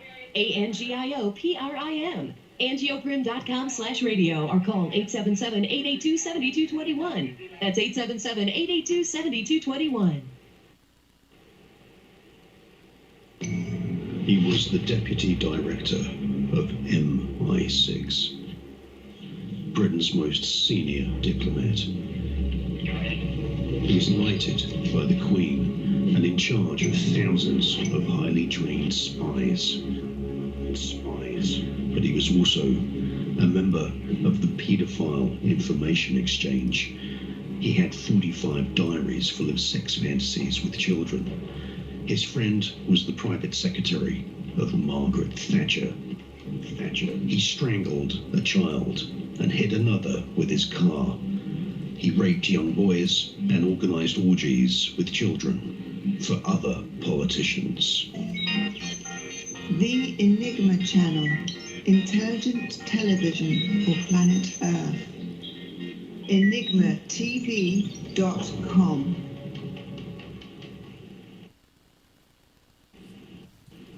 You are now tuned into the truth frequency. Your protection from deception. TFR. Truth Frequency Radio.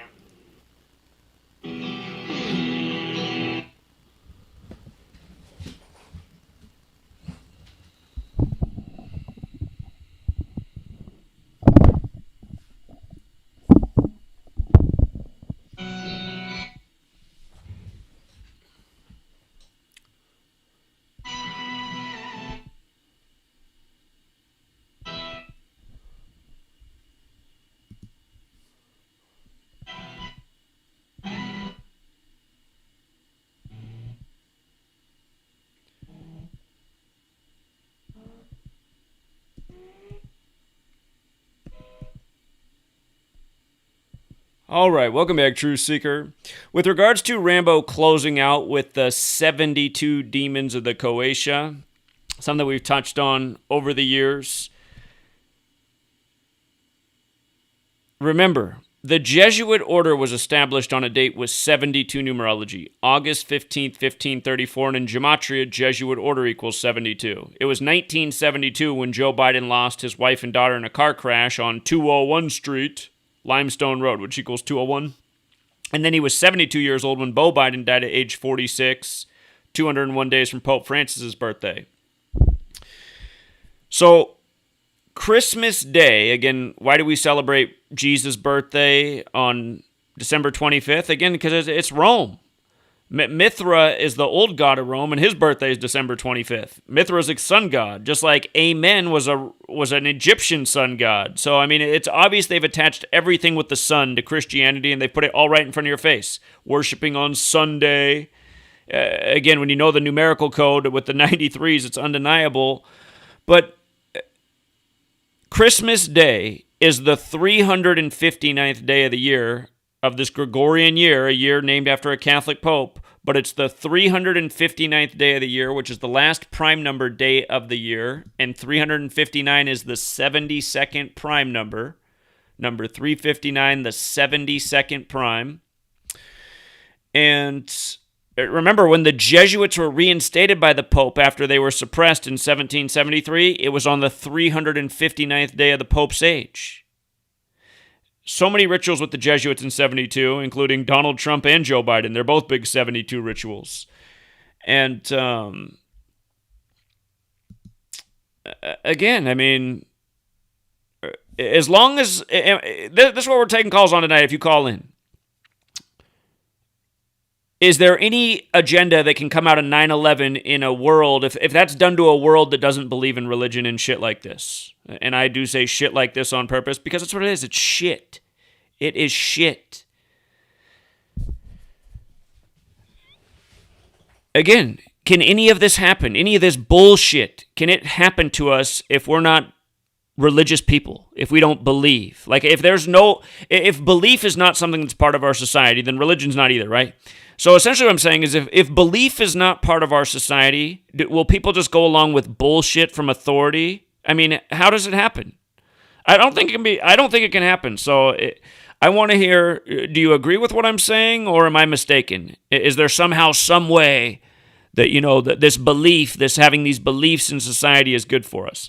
And to go to a point, I mean, this might offend people, but this is what I do. I offend people because I say what I think needs to be said. Whether that's going to cost me a whole bunch of support. And, I mean, it does. It costs. I lose people all the time because of the things I say. I'm not going to change, though, because I don't think I'm wrong. And I'm not seeing any of these people make a good argument. Them running away, crying over what they learned as an infant child. To me, that doesn't mean they won the argument. That just means they quit on the truth and the most important message going in this world right now. And I do stand by that. I don't think anyone's done more important work for 8 years straight. I don't. I have shined a big bright light on who is leading the tyranny of this world and who needs to be stopped. I don't know anyone else who's done that. There's a lot of people who like to make headline videos every day on YouTube about the latest headline with no real analysis and then sell you some t-shirts or have you come sign up for their paid-for webpage. How about the Great Christian, A Call for an Uprising, who charges you a fee per month to post on his private message board? Dude, I'm paying $1,000 a month right now. Out of my pocket every month. And it costs a lot more than that. Plus, I had to pay to have it built. And it's been a big expense. This is a big expense now. That website's been running for over 2 years.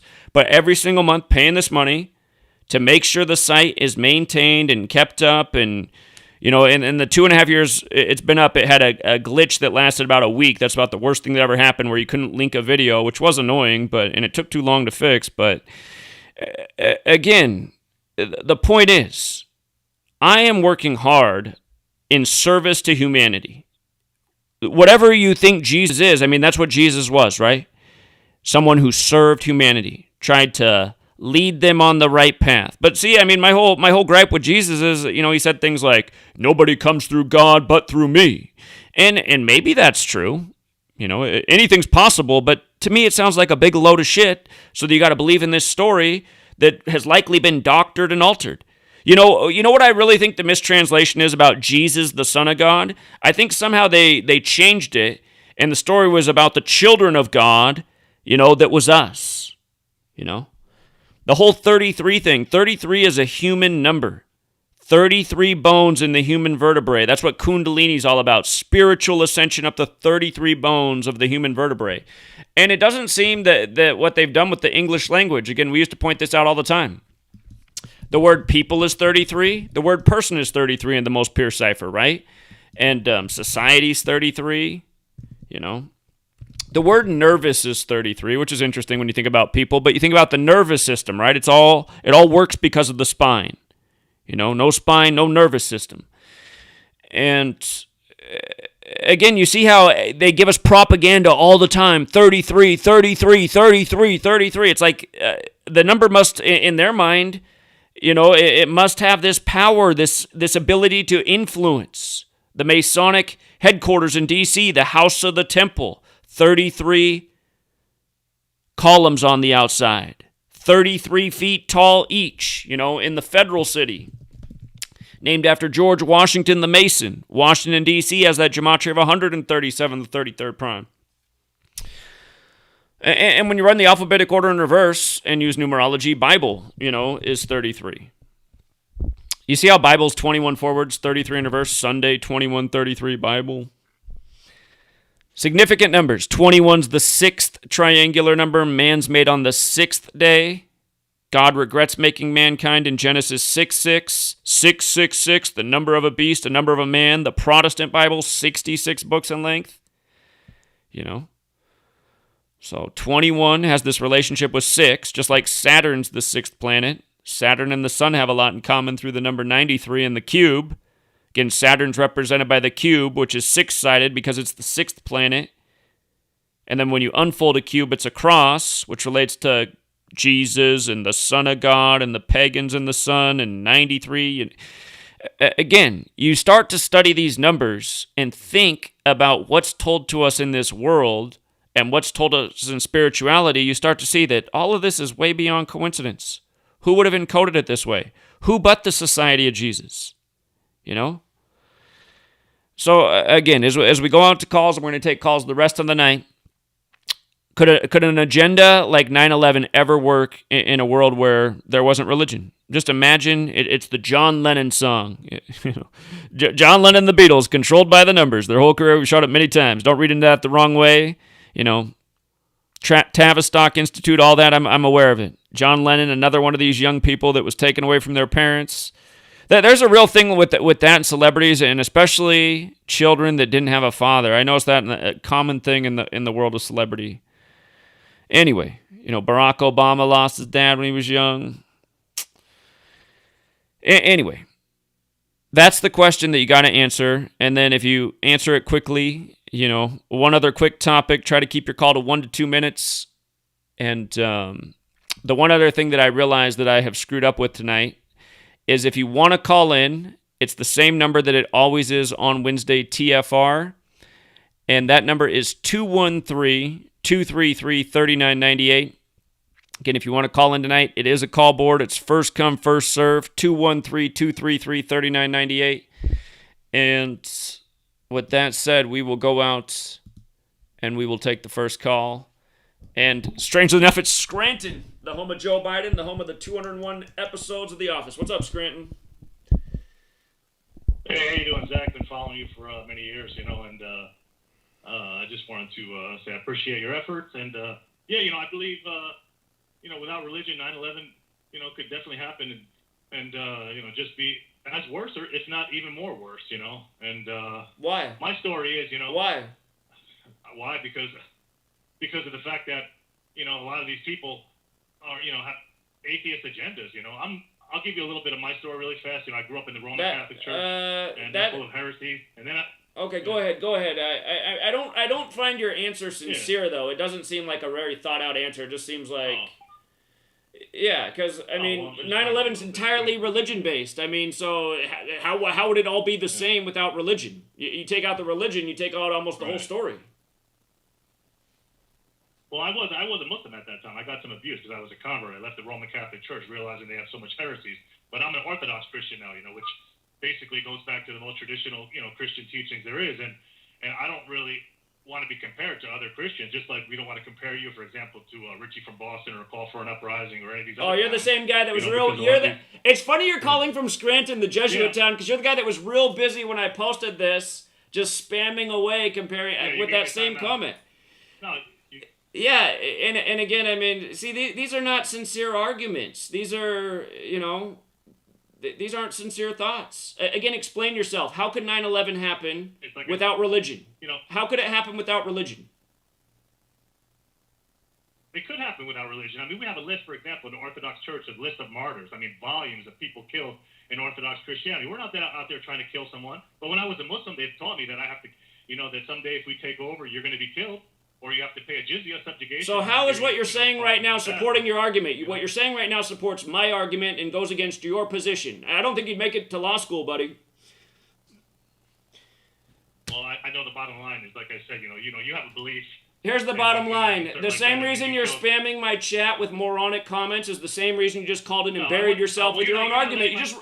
You're muted. Sorry. I don't want to hear any more from this guy. Calling from Scranton, Pennsylvania. He's probably one of these Jesuit agents. Again, his argument is crap, you guys. He just gave examples of why religion teaches people to hurt other people and kill other people, and he's saying, I mean, come on. It's the same reason that he's spamming the chat with crap, with these retarded, half-baked thoughts. This is a lesser intelligence.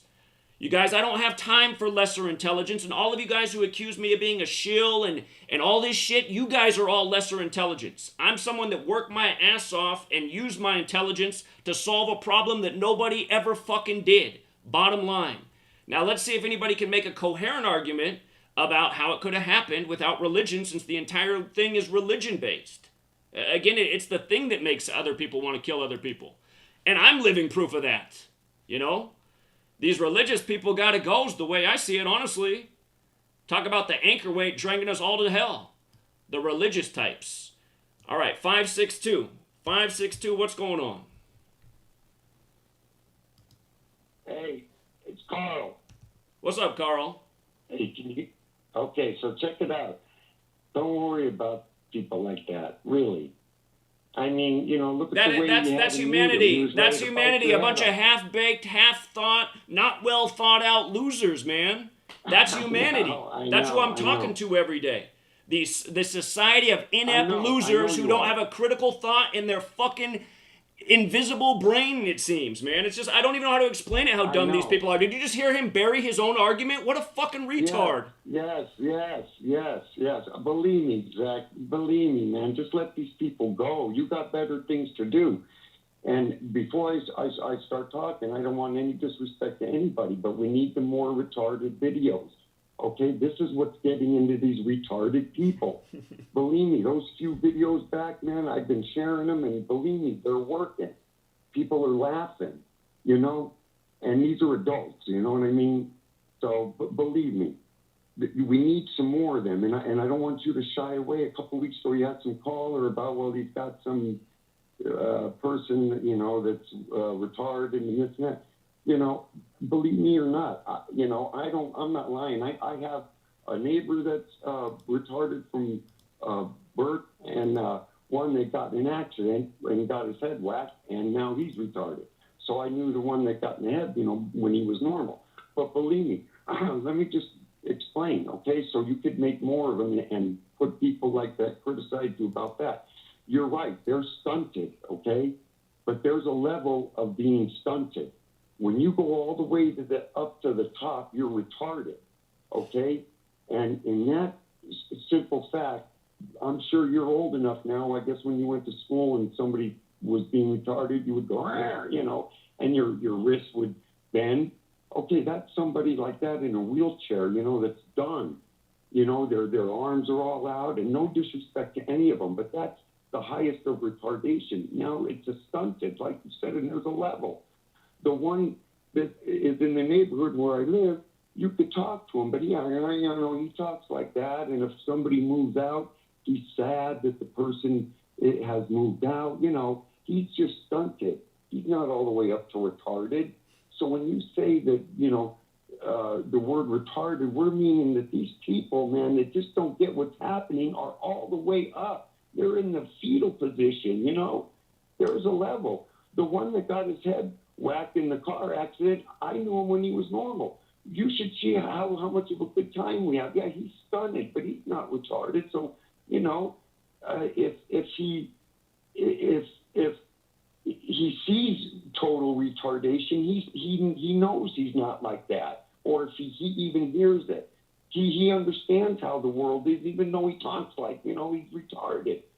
So, and again, just to remind people, I appreciate the point you're making. And again, I know a lot of people get offended about that word. I'm not talking about people who are with disabilities. And I'm talking about these stunted ass people who don't want to know anything and want to ridicule everything and march along with every agenda and who are rushing out there to get the criminal jab right now like a fucking dumbass. That's who I'm talking about. I know. But I appreciate the call, and Carl. If we're talking about stunted, wait, real quick. If we're talking about this, let me just leave you with this, okay? Let me leave you with this. You know what's very hard to watch are those Paralympics. They are the hardest thing to watch, and I'm just going to leave it at that. I'll remind, that's a sick thing they're doing too. All these former military people with their limbs blown off over lies, and now they have that be a competition and make money. TV and stuff, you know. I told you I lost a nephew 2010, okay? So when you say with the yellow sticker, that was my sister. You know what I mean? She was all for it. And I'm telling you, and I don't even know you, but I'm telling you some of my personal life, man, and believe me, you're absolutely right. And we need some of those more retarded, funny videos, okay? We really do. Well, I got to admit, man, I haven't been very funny lately because I've like lost my sense of humor, which isn't a good thing. But I told you guys I don't feel well, man. We're living in the smoke here every day, and times are shittier than ever, man. I know that I need to get. My personality is not good right now, but it is what it is. I mean, this is how I am right now, and for good reason, I would say. So. I know. Exactly. Okay, I'll let you go. All right, take care, Carl. Bye. Yeah, I wish I could snap out of it, you guys. I mean, I've been trying to do my best here, but it's just so frustrating, man. It's so frustrating to watch everything happen as you imagined it was going to happen. You know, as an 18-year-old, and now it's 20 years later. It's clear as day after 9/11. All right, let's go out to Delaware. What's going on, Delaware?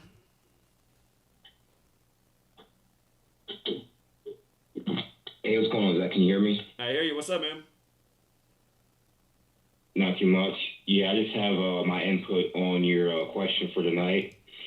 Yeah, I don't think this quote unquote war on Islam and all this Islamophobia would happen, if religion didn't take a huge part, because you have a lot of people who are just so driven into, oh, I believe in this or I believe in that, so that puts me on top of the pedestal. And if I fuck up or if I go out and lust or drink or yada, yada, yada, then I'm okay because the next person isn't trying to listen to me about how one should live their life. I don't think that this whole belief system is just a bunch of garbage just to divide the people, because the word religion rhymes with division. So it's already here just to divide us and to divide us and then, have the Masons, get their thing out of it, which is, divide and conquer. They want to keep dividing and conquering the population. So I remember back in high school when those two dumbasses were running for president, Bush and whoever, Bush and Gore. Yeah. And I just saw because the high school I went to was in the country. And, no offense, all the white students right next were, voting for Bush. Yeah, Bush, man, yeah. Fuck the Democrats, man. Yeah, man, yeah. Let's go Bush, yeah, bro. And I could just, back in 2005, when I was, a freshman in high school, I could just see that.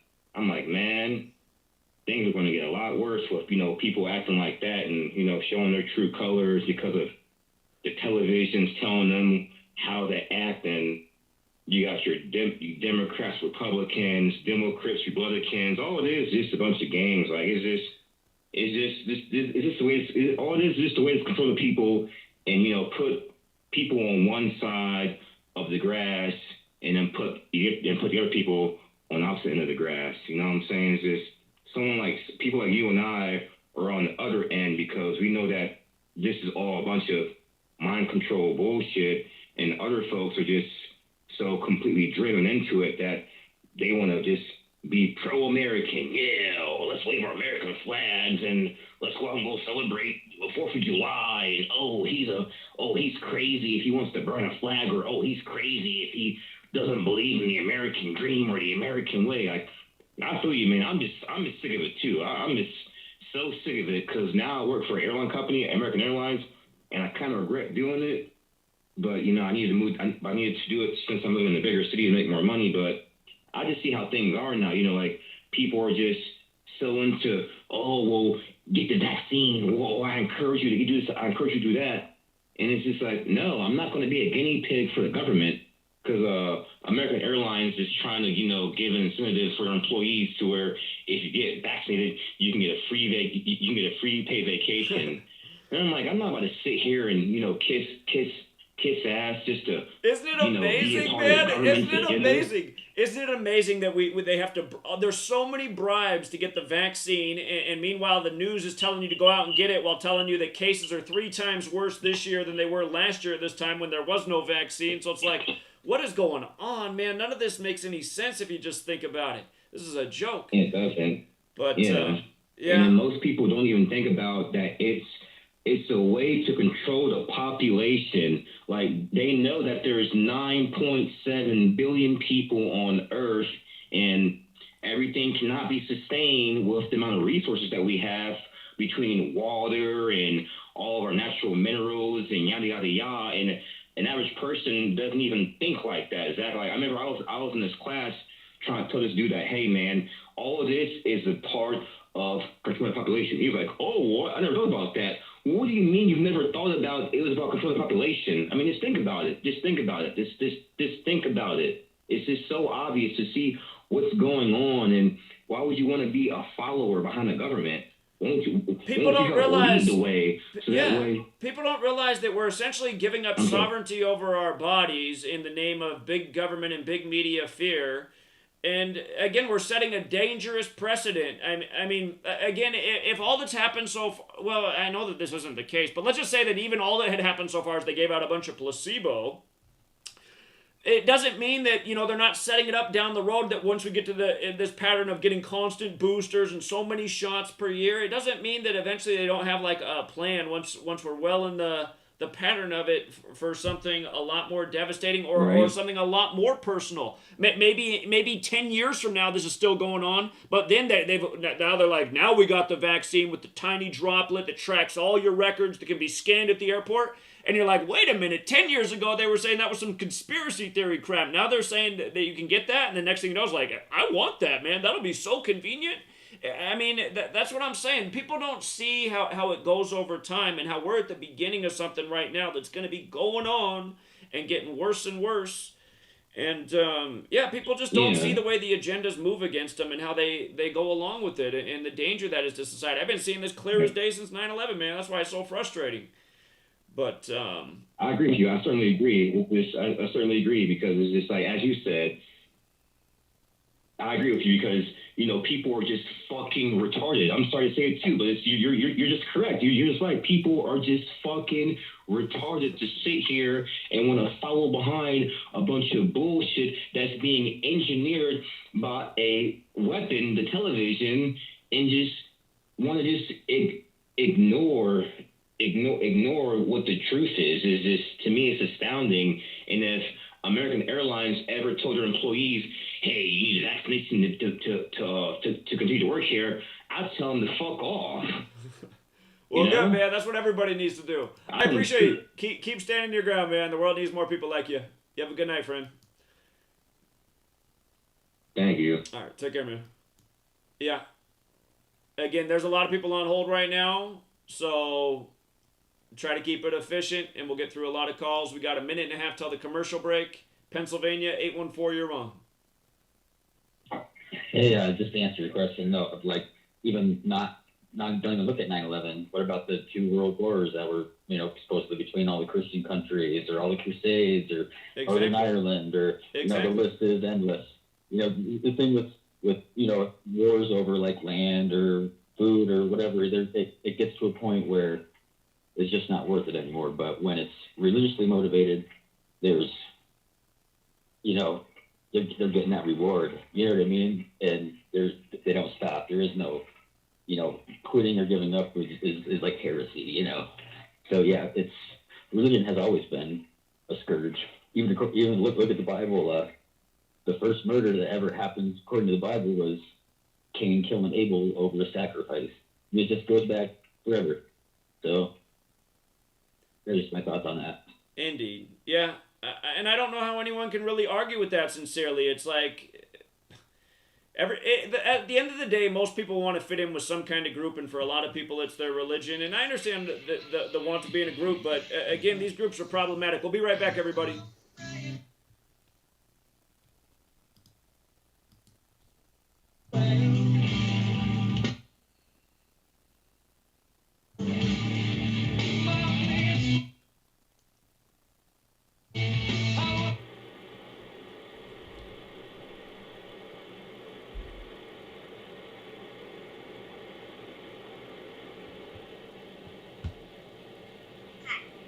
My name is and I'm 10 years old. I'm one of the millions of children born to parents suffering from the sheeple virus. Symptoms include the inability to think for oneself, the attention span of a goldfish, and a strong belief in government and the mainstream media. It is estimated that 1 out of every 2 children are being raised by parents infected with the sheeple virus. There is a cure. For as little as 19 cents per day, you can become a TFR supporter and help children like me get their daily dose of truth. Together, we will make sure every child has protection from deception. Since the tragedy of 9/11, the Transportation Security Administration says it is keeping our airports safe and secure from attack. What are they? This Onion News Network Undercover Investigative Unit special report may surprise you. We go now to Brian Scott, live from Cedar Rapids. Thank you, Brandon. I'm here at the Eastern Iowa Airport, where this morning we put the National Airline Security System to the test. We decided to see if TSA's so-called highly trained security personnel could prevent our undercover reporters from smuggling explosive materials on board Continental Flight 742 and detonating them an hour into the flight. Our reporters prepared for their assignment in their hotel rooms early this morning. Brian, we can see that picture now. What exactly are they doing? Yes, they took several components that, when combined, form an explosive device and then hid them inside their luggage. They then proceeded to the airport dressed as ordinary business travelers. We have some audio from a 911 call. One of the passengers managed to use her cell phone after our reporters had taken over the main cabin.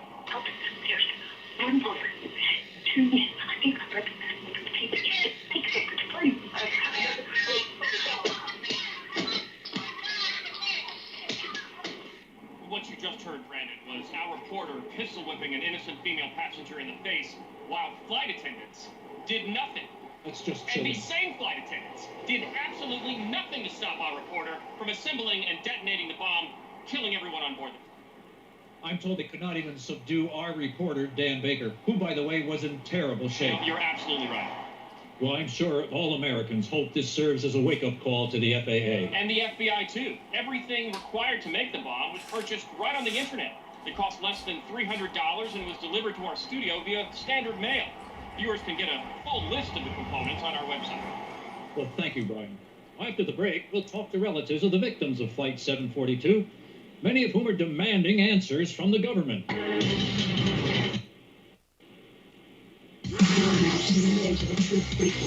Your protection from deception. This is Truth Frequency Radio.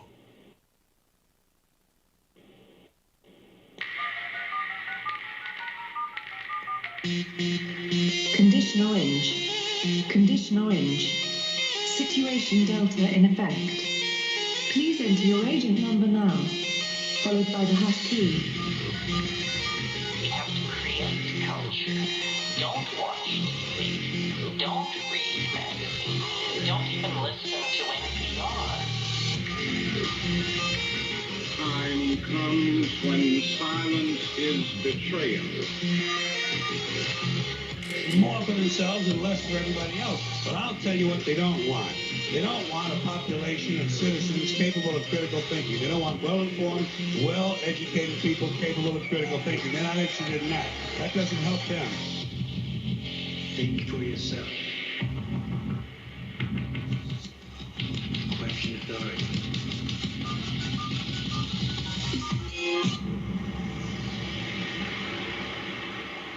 This code has been compromised.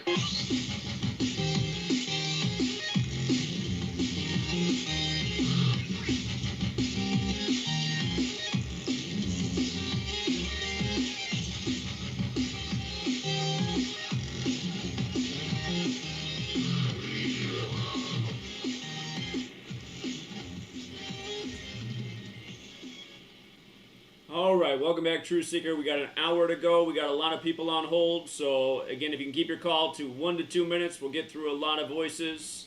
And next up is Bart in Chicago. What's up, Bart? Hey, Zach. How you doing, man? Can you hear me? I hear you. Oh, good. How are you? Doing well, thank you. Happy birthday to your mom. Shall appreciate that. Thank you. And yeah, my mom is from September too. She's September 17th, and my sister is September 18th. Wow. There goes. Day apart. And yeah, day apart. My mom went into labor at her birthday party, and she gave birth to my sister the next day. Huh. But anyway, that leads me to answer your question about religion. And these are the two ladies I pissed off at the very first year of the year. And pretty much my mom disowned me, and my sister said I need mental help. And it was all about religion because, you know, this Polish boy raised Roman Catholic exposed the Catholic Church, the Jesuits, the Pope, including a Polish Pope, John Paul II, you know, and their agendas, which includes 9/11. So it's very obvious that it's all about religion.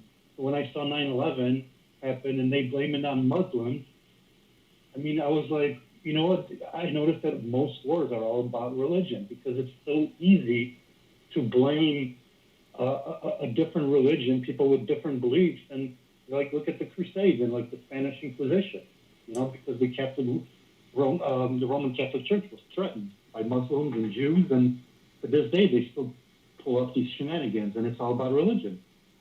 I mean, it's simple as that. And for the people out there who say it's politics too, I mean, I don't think either of us would disagree with that. You know, when we weren't waging wars in the name of religion, it was communism. So, yeah, politics is a big part of it as well. But again, the religion's been there longer, and more wars have been in the name of religion. And again, what's the foundation? I mean, it's not a chicken or egg. Religion came before politics, so it's like religion gave way to politics as well. There's a major connection there. I mean, look at how every president in U.S. history says that almost nearly everyone has been of some spiritual faith, right? They've all been spiritual, but almost all of them have been Christian. Yeah. Again, the religion and the politics go hand in hand. Exactly, and that's what I believe too. And I'm not going to keep you long. One thing I wanted to mention is I heard your call the other day. You did a stream when Leo called in at the end. And if Leo wants to find me on Free to Find Truth, I could help him out because where I host my T-shirts is on Teespring, teespring.com. And it's a print-on-demand service where you just upload your design and they host a T-shirt for you so you don't have to purchase any T-shirts. You sell as people buy them. So he doesn't have to put out any money out of his pocket. And I know you mentioned Shopify. And Shopify is kind of difficult to set up. There's a learning curve, and plus they charge a monthly fee. I see. Okay, so Teespring. Yeah. Okay, good to know. Yeah. Yeah, I'm sure Leo's listening. Yeah, and cool. Teespring also, I believe, because Teespring started doing this now, where when you sign up for Teespring, it's free, and eventually they let you host the store on their website for free. I see. So it's it's very cool. So I just wanted to add that in there. And the last thing, I've been uploading your gematria school videos because I found most of them. But the funny thing, the only ones that are missing that have been deleted because of your channels are, figure this out, lesson 5 and 6, the infamous 56 is missing. And I was going to ask you, by any chance, do you have a backup of those two lessons 5 and 6, or does anybody out there have lesson 5 and 6 so I can upload it to my YouTube channel? I need to do that. I'll get it figured out. I'll get the Gematria School episodes that were lost found again and re-uploaded. I need to get on that. I'll do that. Okay, appreciate that. Yeah. All right, that's all I got. Thank you, Zach. All right, thanks, Bart. Have a good one. All right, bye. You too. All right, let's go out to San Antonio 210.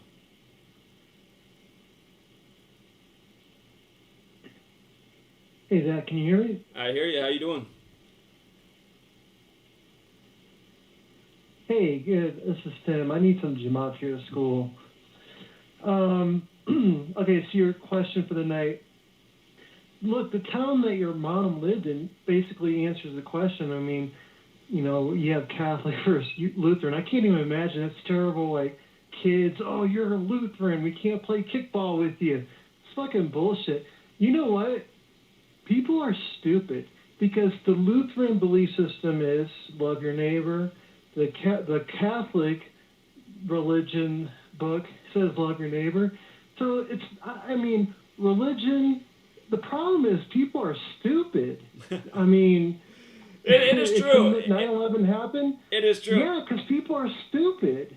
It's true. There's something about people getting in groups and then eventually the groups becoming competitive. I mean, it seems to happen in a lot of ways.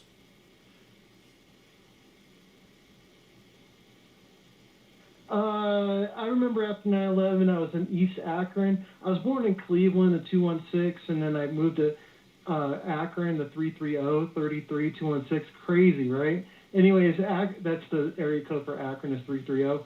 Anyways, I remember walking around East Akron, and everybody had a flag.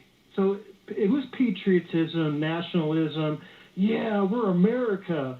Kind of like Team America. Fuck yeah. Remember that movie? That movie. So that movie. Patriotism too, adding a little bit of gasoline. To me, that's one of the most important movies made in my lifetime, as silly as it is, just because it captured exactly, like, it's like, I don't think most people got the joke when they watched it. I totally understood it, but I was just like, God, they just captured exactly everything that's wrong in this movie.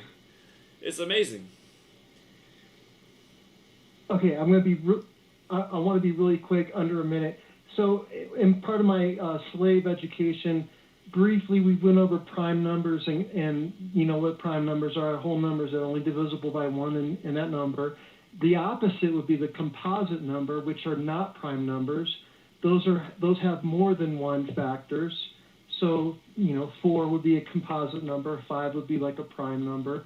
Anyways, I would listen to your stream about the sports. You made this comment about the 12 and 21 seem to go together, like the Denver Broncos coach can go 12 and 21 because right now he's 12 and 20.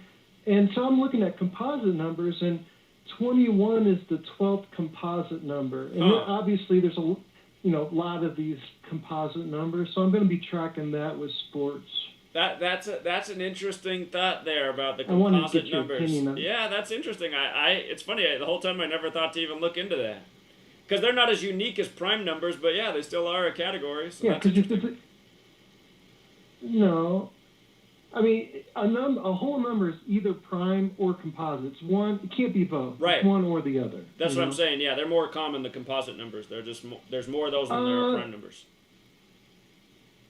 Yeah. Yep, they are. Yeah, for sure.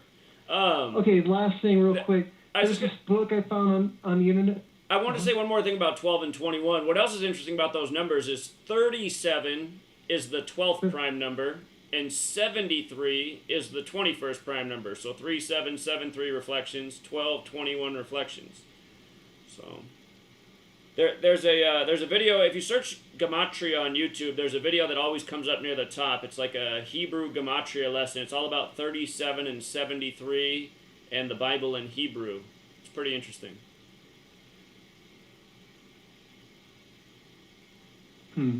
I found this book called 19, The Secret Code of God. And I'm like, okay, let me look at this.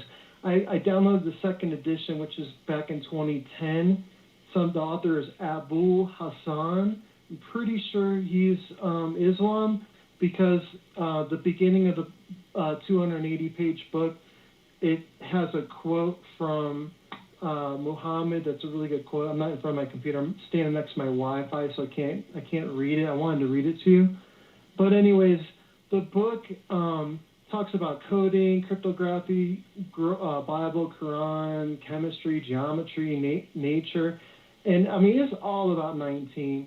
And I'll give you one thing that I remember from this book that I immediately thought of people in the chat. It said that an idiot is someone with an intelligent quotient less than 19. So I was like, that's talking to the people in the chat. Or not everybody, but the trolls in the chat, Sure. You know what's funny is when you brought that topic up, it says that you've been on hold for 67 minutes, the 19th prime. Weird. But I was also going to say, as I say that, it ticks over to 68 minutes right then. What I was going to say then is, where that comes from is the Quran code. If you look up the Quran code, it was discovered supposedly in 1968, that infamous year. But it's about how, like, every key number in the Quran is divisible by 19. There's 114 surahs in the Quran, which is divisible by 19. But the Quran code came out in 1968, and it showed the significance of 19 in the book. And then, of course, 911 made the national emergency dialing code that year. World Trade Center construction begins. The lead hijacker, born in 68, he was 33 at the time. And, again, 19 hijackers. So, yeah, I got to look up that book. I didn't know there was a book, though, by that title. And I'm sure... Yeah, I'll look that up. 19 is the 8th prime, like Medina spirit, you know. Post 8, 19 days after Ramadan. Indeed. Right. I'm looking in front of my computer. It says the quote I wanted to read was, there are 10 parts of knowledge, 9 parts being knowledge of mathematics, and 1 part is the other knowledge. That's from Prophet Muhammad. But the very first sentence of the book kind of hooked me. It said, the sole purpose of writing this book is to unite people of all over the world under one common umbrella, the number 19. I'm like, what? What is this, you know? So it's a really interesting book, you know, about the number 19. So I got to read that book because my time of birth is 7:19 p.m. local time, which is 1919 military time, and my parents gave me a name that's 19 letters. So I got to look into that one. Interesting. I downloaded it for free on the internet. It's called 19, The Secret Code of God, and the author is Abul Hassan. I'm going to check it out. I got appreciate a picture it. of him. He looks like a, I don't know. That's interesting. That's interesting. I will check it out. You have a good one. Yeah, thanks, Tim. Yep. You have a good one. Yep. Take care. Tims are always good. My dad's name's Tim. Biblical name, Timothy. Let's go out to 817. What's up, 817? Yo, Zach. Yo. So, I'm going to answer the 9/11 question quick because I have an undeniable Jesuit ritual dealing with Higgs boson. And, yeah, the 9/11 question with religion, I'll say that it's far less likely to happen without religion because religion is an extremity. And in a lot of Kabbalism, they teach that the number 3 represents wisdom because it represents a triad, meaning that the middle point is an equal distance from the 2 outer points of the triad, and the outer points are extremities, and the middle point is wisdom because you don't lean too far to one side, you know. And I always view religion as an extremity, which causes a lot of, you know, like hatred and just wars for thousands of years. So that's my point there. You know, in regards to the Higgs boson, so I want to move quick because I know people are trying to call in. I know I've been following you since I was a sophomore in high school, since 2016. So I know you did a post about Higgs boson before, back in I think 2017 with CERN, if I'm correct. Right. Good so, memory. Yeah. So this Higgs boson, this was a Jesuit ritual based around Pope Benedict and coming to pass over the first Jesuit Pope, Pope Francis, because, you know, Higgs boson happened on July 4th, 2012, right? Which was, Benedict was still the Pope. And this happened July 4th, 2012, and it was about an elementary particle that gives other particles its mass. And it was deemed the God particle, right? Giving other particles its mass, you know, Catholic mass. So they called it the God particle. Not only because of it giving mass, but there was also a 1993 book, and we know about 93 and crucifixion in Nazareth. There was a 1993 book written by a Nobel Prize physicist called The God Particle, talking about something along these lines. So anyways, July 4th, 2012, this Higgs boson particle was discovered, right? And the word just God particle alone, if you don't put the just God particle, it's 56. Society of Jesus, 56. Mass, 56. They say this particle gives, you know, other particles its mass. Pope is 56. The Pope gives mass, you know. So in 2013, whenever Pope Benedict resigned, he announced his, you know, coming resignation on February 10th, 2013, and the very next thing on the 11th, the Vatican confirmed this resignation, right? And it was the 42nd day of the year. February 11th was the 42nd day of the year, And it was 56 days after Pope Francis' 76th birthday that the Vatican confirmed Pope Benedict's resignation. And of course, the next day, lightning struck the Vatican twice, right? And from the Higgs boson discovery, July 4, 2012, to the lightning strikes was 223 days. Lightning strike in gematria is 223. And even furthermore, to keep this ritual going, because this is pretty ridiculous, Pope Benedict's last day was February 28th, and he officially resigned, and Pope Francis took over.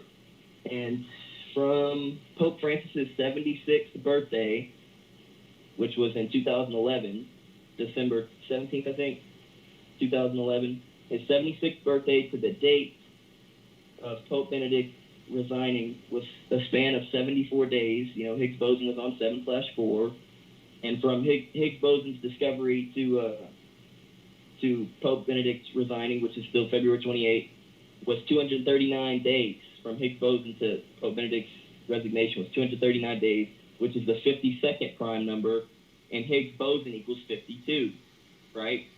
Now, this right here is even more ridiculous. From Pope Francis's, I think I messed up somewhere, but sorry, I'm a little nervous, but from Pope Francis's 75th birthday in 2011 to, I have notes here, to the discovery of Higgs boson. So 12/17/2011 to the discovery of Higgs boson on 7/4/2012 is a span of 201 days. Huh. You know what's so interesting about this? I gotta if you haven't seen the Da Vinci Code series, the books that they made into movies, I believe it's the angels and demons part where there's something like the God particle in it, and the Illuminati's using it to try to blow up the Catholic Church. Were you aware of this? Yes, I saw the Da Vinci Code a while ago, but that. Now that I think about it, I wasn't really thinking about this. It's weird, but just because the 201 again the other part of that series is Inferno, about the billionaire who wants to depopulate the world with a virus, and that came out on Bill Gates' birthday, whose name's William Henry Gates. 201. Again, just the big Jesuit number. Pope Francis is Mr. 201 himself, and keep in mind this year that the Higgs boson discovery happened, 2012. Bill Gates was 56. Yeah, you're right. He would have been 56. He would have turned 57 later that year in October. But yeah, he was 56 at the time. Huh. Yeah, and like I said, Pope Francis, it was his 75th birthday. From his 75th birthday to the Higgs boson discovery was 201 days. And, Catholic Church 75, New World Order 75. Yeah. And here's another thing I thought was odd. Lightning strikes, like plural, right? Lightning strikes. With an S at the end, because the Vatican got struck twice. Lightning strikes is 201. And what happened the day after Benedict resigned? The first Jesuit pope, came into his order. Right. So, right. And with regards to, just to remind people, something that's real simple. In the most pure cipher, Pope Francis equals 59. Benedict resigned on February 28th, the 59th day of the year. And remember, this last presidential election was the 59th. And from his birthday, Pope Francis, to the election was exactly 46 weeks, like Biden wins becoming number 46 and Catholics 46. So yeah, they do line up these major rituals. And again, it's obvious that the Catholic Church has great reach into what we know about science and how much of this is manufactured. Is this even real? Is there really a God particle, or is this an entirely manufactured story? So. Yeah, and here's the last thing about this ritual that I found, is probably way more.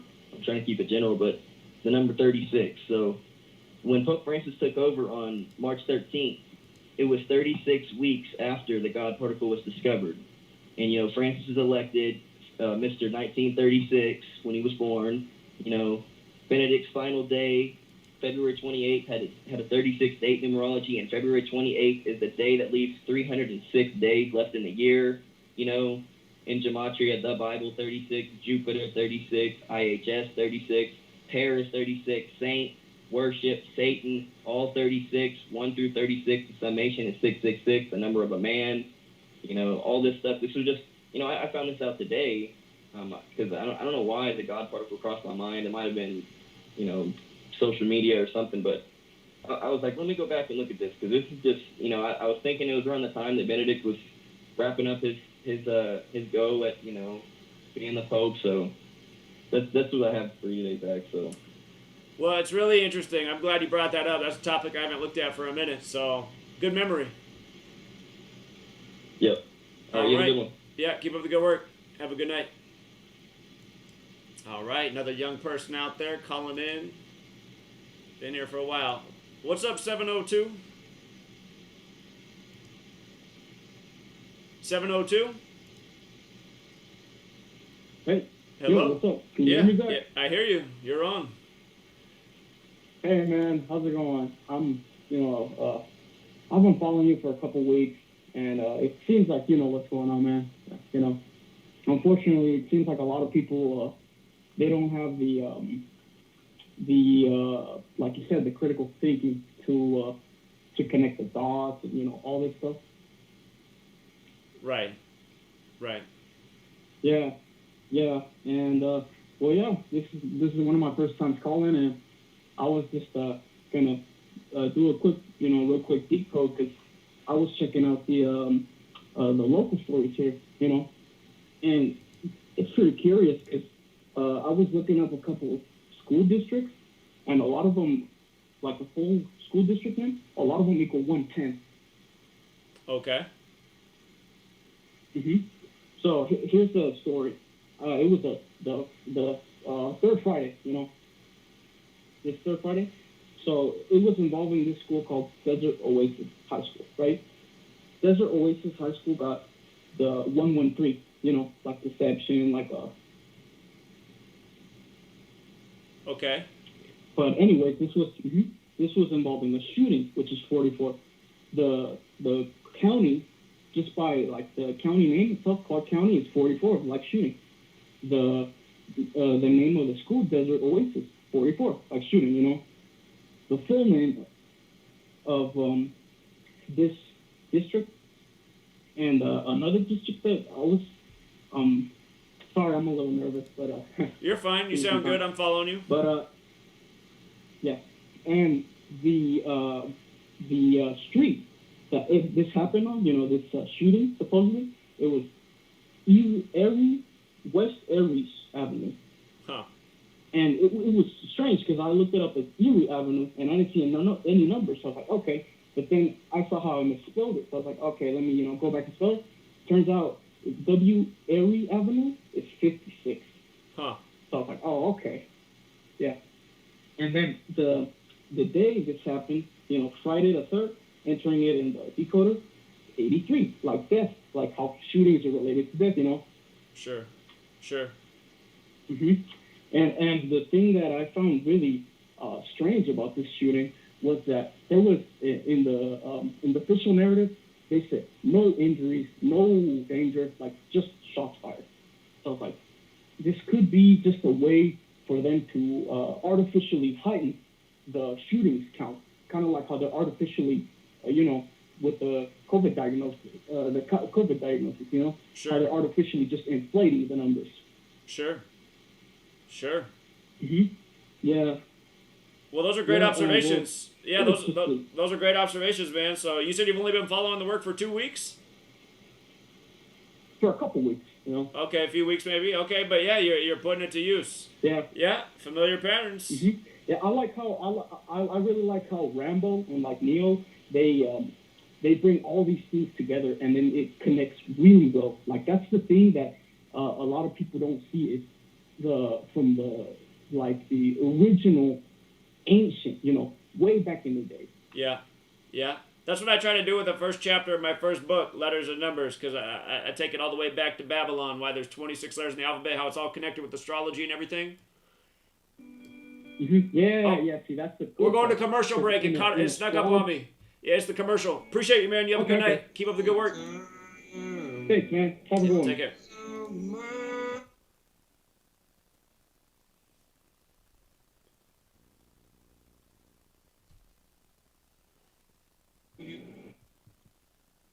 It's amazing how people have been raving about IO Life all over Facebook.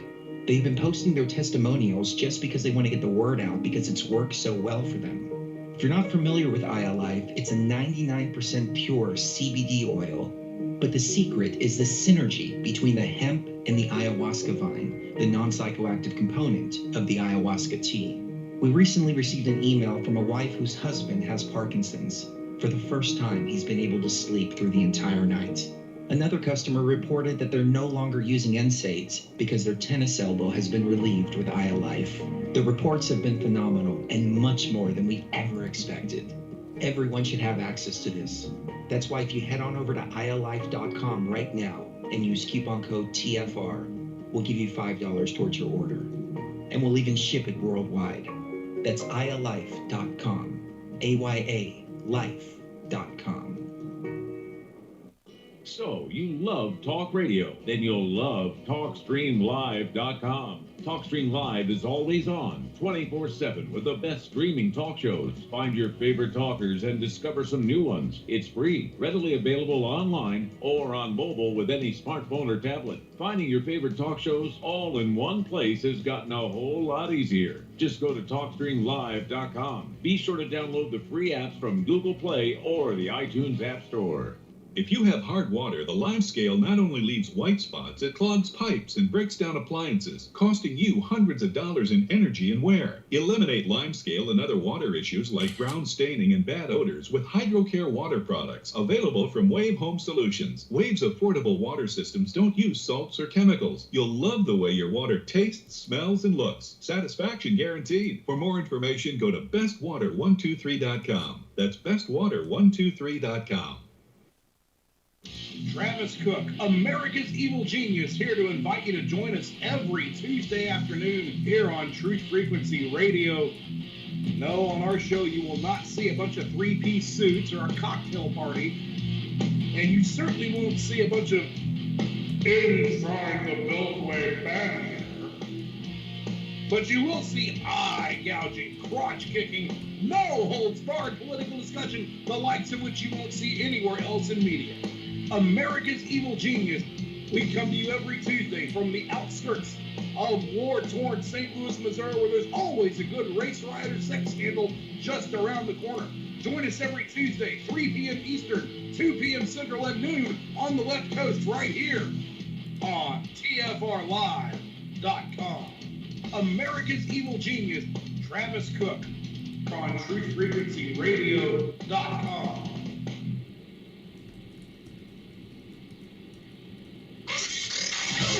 Real people, real radio. Initiating the truth frequency. This is Truth Frequency Radio.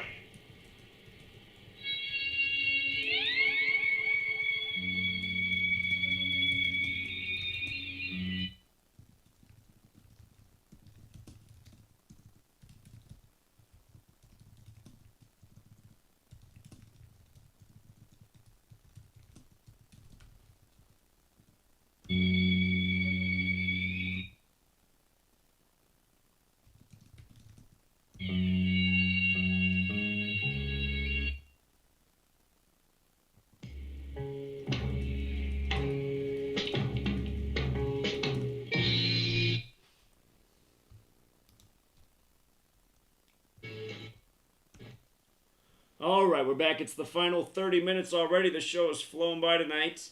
I just got to point out something that just dawned on me. Over the break, I was just scanning headlines, and I saw that the market finished at 35K today. It's pretty much right at 35,000. It's just a hair over it. The official count's 35,031.7 for the Dow. But that's pretty much right at 35K heading into Thursday. We're always about Thursday and 35. Big Catholic Day, Catholic 35, Holy Seat 35, I 35, the I on the dollar bill. But it's interesting that tomorrow is not only Thursday, it's Thursday, September 9th, right? It's 9-9. Jupiter in Gematria is 99. The United States of America is 99. It was named that on September 9th. I wonder what's going to happen this fall. You know, the market likes to come down in the fall, and I never seen such a house of cards. So, don't forget, in House of Cards, you get the first female president as well. But, yeah, just the 35K heading into Thursday, and then Yeah, September 9th. September 9th, 1776. That's the day the United States of America was named. And here, I got to show you something interesting about that. Here, let me take a minute here before we go back into the calls. Okay, the Bavarian Illuminati was established May 1st, 1776, right? And from that day to September 9th, 1776, and the reason to think to equate these dates is because May 1st, 1776 had 99 date numerology, and it's the day the Bavarian Illuminati was established with 13 families, and then this nation was named on 9/9 later that year. But look at this. If you count the span of days from May 1st to September 9th is 132 days, okay? Significant number. There's 132 rooms in the White House, and I think I know why. Notice when you write out United States of America, and you run the alphabetic order in reverse the rules numerology, it's 132, right? Like how many rooms there are in the White House. If you put a "the" in front of it, the United States of America is a 99 using that most pure cipher. It's 144 in reverse, the big Jesuit number. But with regards to the Jesuits, they serve the Roman Catholic Church, and Roman Catholics 132. See how Roman Catholics 132? Look at Catholic Church 132, right? And Washington, D.C., where the White House is, who's named after a Catholic, it has 132 rooms. And again, from the beginning, there's all these signs here that this nation has always been controlled by the church, including the fact we learn a history where a sailor, Christopher Columbus, paid for by the Catholic Church, discovered the land where the people already lived, right? That's when it mattered from the people who matter, right? Before that, these other people were godless heathens. They don't even count as people. The first person to ever come here was Christopher Columbus because the Catholic Church sent him here. And before long, we're going to start telling you what year it is because we're the Catholic Church. It's no longer this year anymore. It's now year 1, or now it's year 2021. You know what I mean? Again, a lot of people want to blame the you-know-whos, but we're not on their calendar, are we? You know, Washington, D.C. wasn't once called, Judea on the Potomac. It was called Rome on the Potomac, you know? And we know who created Israel as well by the numbers. It was the same Catholic Church. Catholic alone, the word is 145 and 46, like there's 145 more chapters in the Catholic Bible, and 145 more chapters in the Catholic Old Testament than the Protestant Old Testament, and there's also 46 books in the Catholic Old Testament. And again, the Jesuits who are behind all this are Catholic and Jewish, so doesn't that make too much sense that they'd pay tribute to the word Catholic with the Jewish section of the Catholic Bible? I mean, come on, you guys. It's so obvious. It's so obvious. And here, before we go back out to the calls, I just want to point out that Neo, the hacker, who's doing great work, he says that the new thing in the headlines is the Nipah virus. And in the most pure cipher, there it is, Nipah virus 56, just like coronavirus. And we're hearing a lot about that Mu variant this month. Mu is 34. 34 is the 9th Fibonacci number. The Mu variant makes the headlines to start the 9th month. Again, it's all ritual, you guys. You learn the code, you see through the redundant coding, and the rituals and numbers synced up with the dates. Now, that said, let's go back out to the calls. And next up, it's Memphis, 901. What's up, 901? Oh, hey, buddy. Yeah, so something that I was thinking about your question about religion is that I just got through calling a friend that I haven't talked to in 10 years, and she used to act like she loved me. You know, I grew up in Jehovah's Witnesses, and I just, I wanted to go ahead and get it out of the way, because when the Jehovah's Witnesses find out that you're no longer, being a Jehovah's Witness or no longer doing what they'll the kick you to governing the body of curb. Jehovah's Witnesses They'll say. kick you to the curb. I was driving a teenage girl back when I was doing the Uber and Lyft for a few months. I picked up a teenage girl, and she was telling me her story about her parents caught her. I think it was doing something with the boyfriend, and they threw her out of the house. So she was like a homeless teen at the time. Yeah. They do that a lot, and they call themselves Christians, bro. It's sad. Exactly. This religion thing's got the world so messed up, man. Yeah. And bro, even in their own literature, it was like 1963 and 1970 something. They showed airplanes near the World Trade Centers. It was insane. Like literally in their literature, the watchtowers. Huh. Huh. That's interesting. Yeah. If you want to check that out, where I got that from is Smurf Girl on YouTube. And you have to go down a couple of her videos. But it was weird. It was creepy. She, like, called the writing department. And the guy was like, "Oh, sister, let me get your address. Let me get your phone number." That's what the Jehovah's Witnesses kind of regularly do. They're, like, really creepy. They remind me of the George Orwell book of 1984, which I've actually listened to already. And I'm just like, oh, my God. So if anybody wants to, if you don't mind me saying this, on your channel, if anybody wants to learn more about the Jehovah's Witnesses, I mean, I'm managing your Facebook page, so they can just go over to, like, your Facebook page, and they can message the page, and then I can reach out to them that way, and I can tell them more about Jehovah's Witnesses and how it's connected to Freemasonry and Zionism and stuff like that. Oh, instead of saying my page, again, what's the link they need to go to on Facebook to find it? Oh, sorry. Gematria Effect News. Okay. Yeah, so this man's running a Gematria Effect News Facebook page, and he's just helping get out the word, so I appreciate it. And he's got the photos right there, so thank you. Yeah, my pleasure, bro.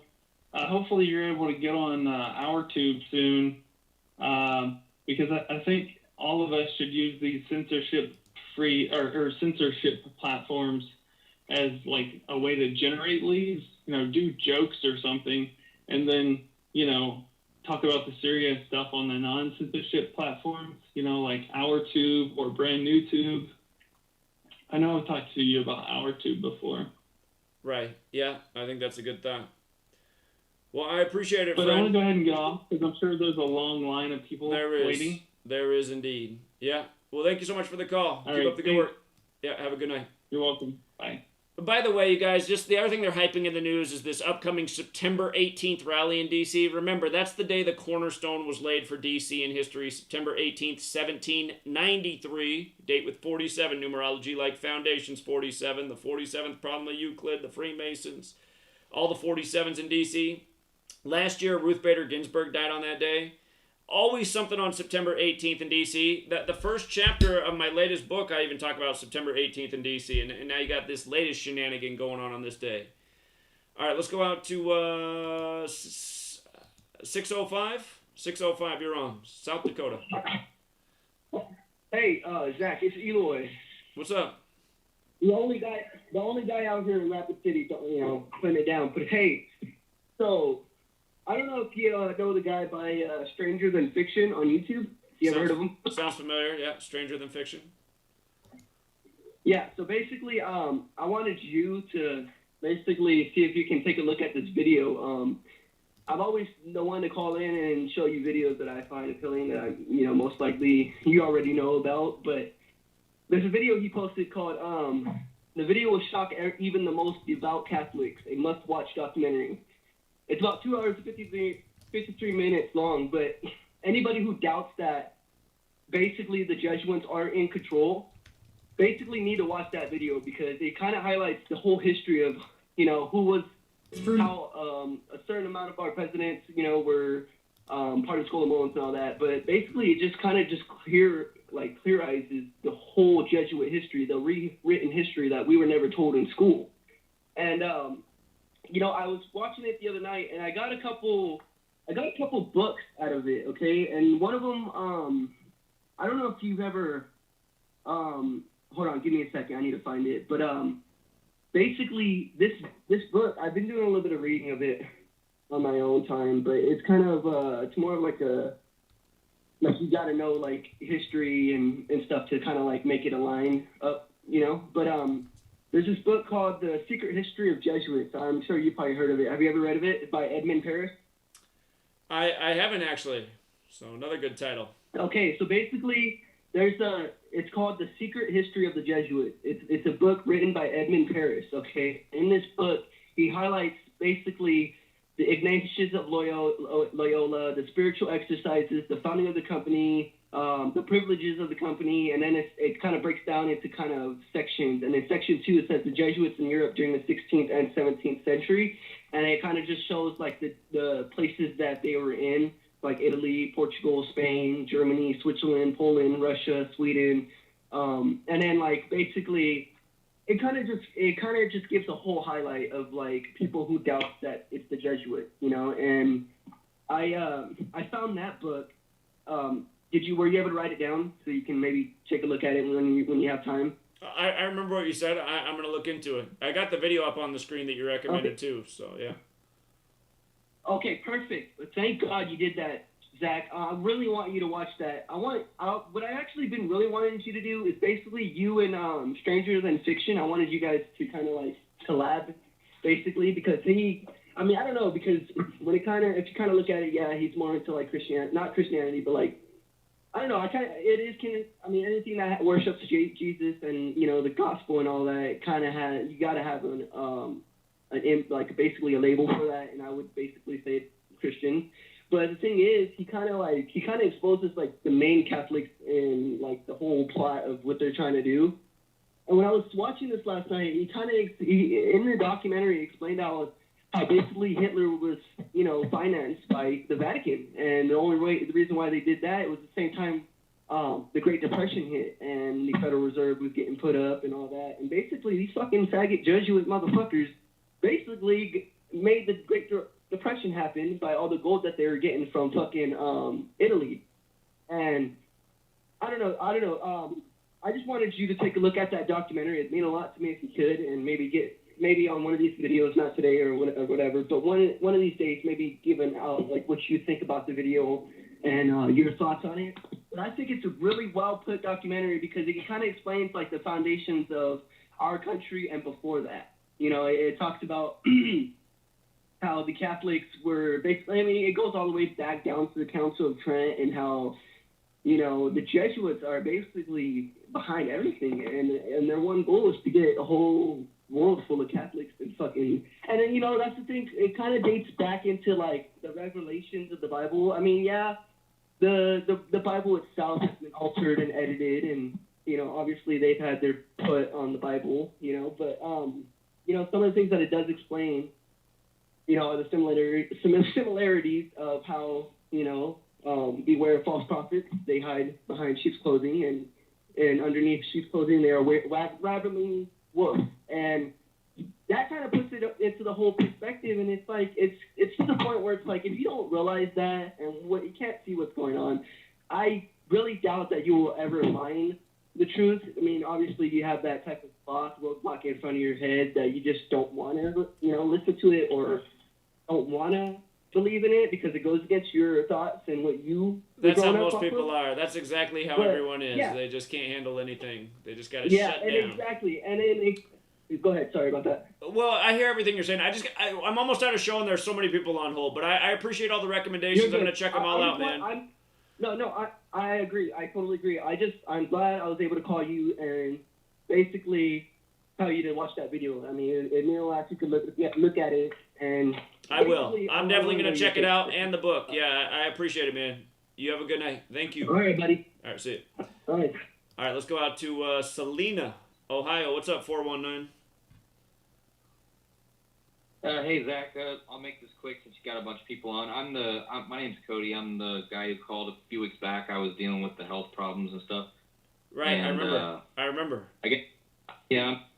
I'm feeling a bit better. Been taking supplements and doing this protocol and stuff, so I'm feeling better. I just wanted to encourage everyone to keep doing that with the health stuff. So you were having circulation issues, right? Circulation issues. So what have you done in case anybody else is having the same problems? You got yourself feeling better. What have been the improvements? Well, first of all, I quit eating fats and sugars together, and I pretty much cut most of the fat out of my diet, including plant fats. So I'm not even. So you'll still eat like an avocado, right? Like an avocado is a good fat. A nut's a good fat. These type of fats are okay. Well. I'm eating a little bit of the plant fats, but I'm not mixing them with a lot of carbs when I eat them because your liver kind of has issues. If you already have problems with your liver has issues separating the fat and the carbs, and it has trouble getting fuel. I see. Which the glucose is the fuel for the. I see. So I just haven't been eating. If I'm eating an avocado, I'm only eating an avocado, or if I'm eating a carb, I'm eating a carb. You know, I'm not combining those. I got it. So, and I'm feeling better. I'm taking B12, taking spirulina. I'm doing the detox metals, because the metals is a big problem. So getting the metals out of your body and stuff. So another question, something that came up. Yeah, I was talking to a sweet lady after I got off the phone because she was looking up stuff on your situation. Because you said you had some energy problems at the time, but it sounds like you're doing better. Have you looked into like the high quality electrolyte packets that you can get? Not like it doesn't have like sugar and junk additives, but it just the electrolytes just pure. Have you looked at anything like that? I used to take a few of those things, but it always made me feel a bit weird. Like after I took those. Okay. So, I've been using celery juice as like an electrolyte drink. Okay. Because celery has a natural sodium salt in it, and it also has potassium, and it also has magnesium. I supplement with magnesium on top of that too, so I'm getting my magnesium, potassium, sodium, and then obviously got phosphorus too. But I eat plenty of food where I get phosphorus, so I mean it's kind of just trying to keep track of all the nutrients and make sure you're not overeating the salt. Like I'm not adding salt to my food anymore either. I'm not adding a whole bunch of salt. So yeah, good. Well, I'm glad you're doing better. Yeah, and I just wanted to say about the religion thing. I grew up in a super conservative household. I wasn't even allowed to watch Harry Potter. You know, like I wasn't allowed to watch a lot of shows just because it was so conservative. And my whole take on this reality we live in is just that we're a bunch of humans limiting ourselves to, and that's what government and religion is. It's a limit, right? And if we keep limiting ourselves to a certain standard, we're never going to truly be free. So like that's my whole take on it.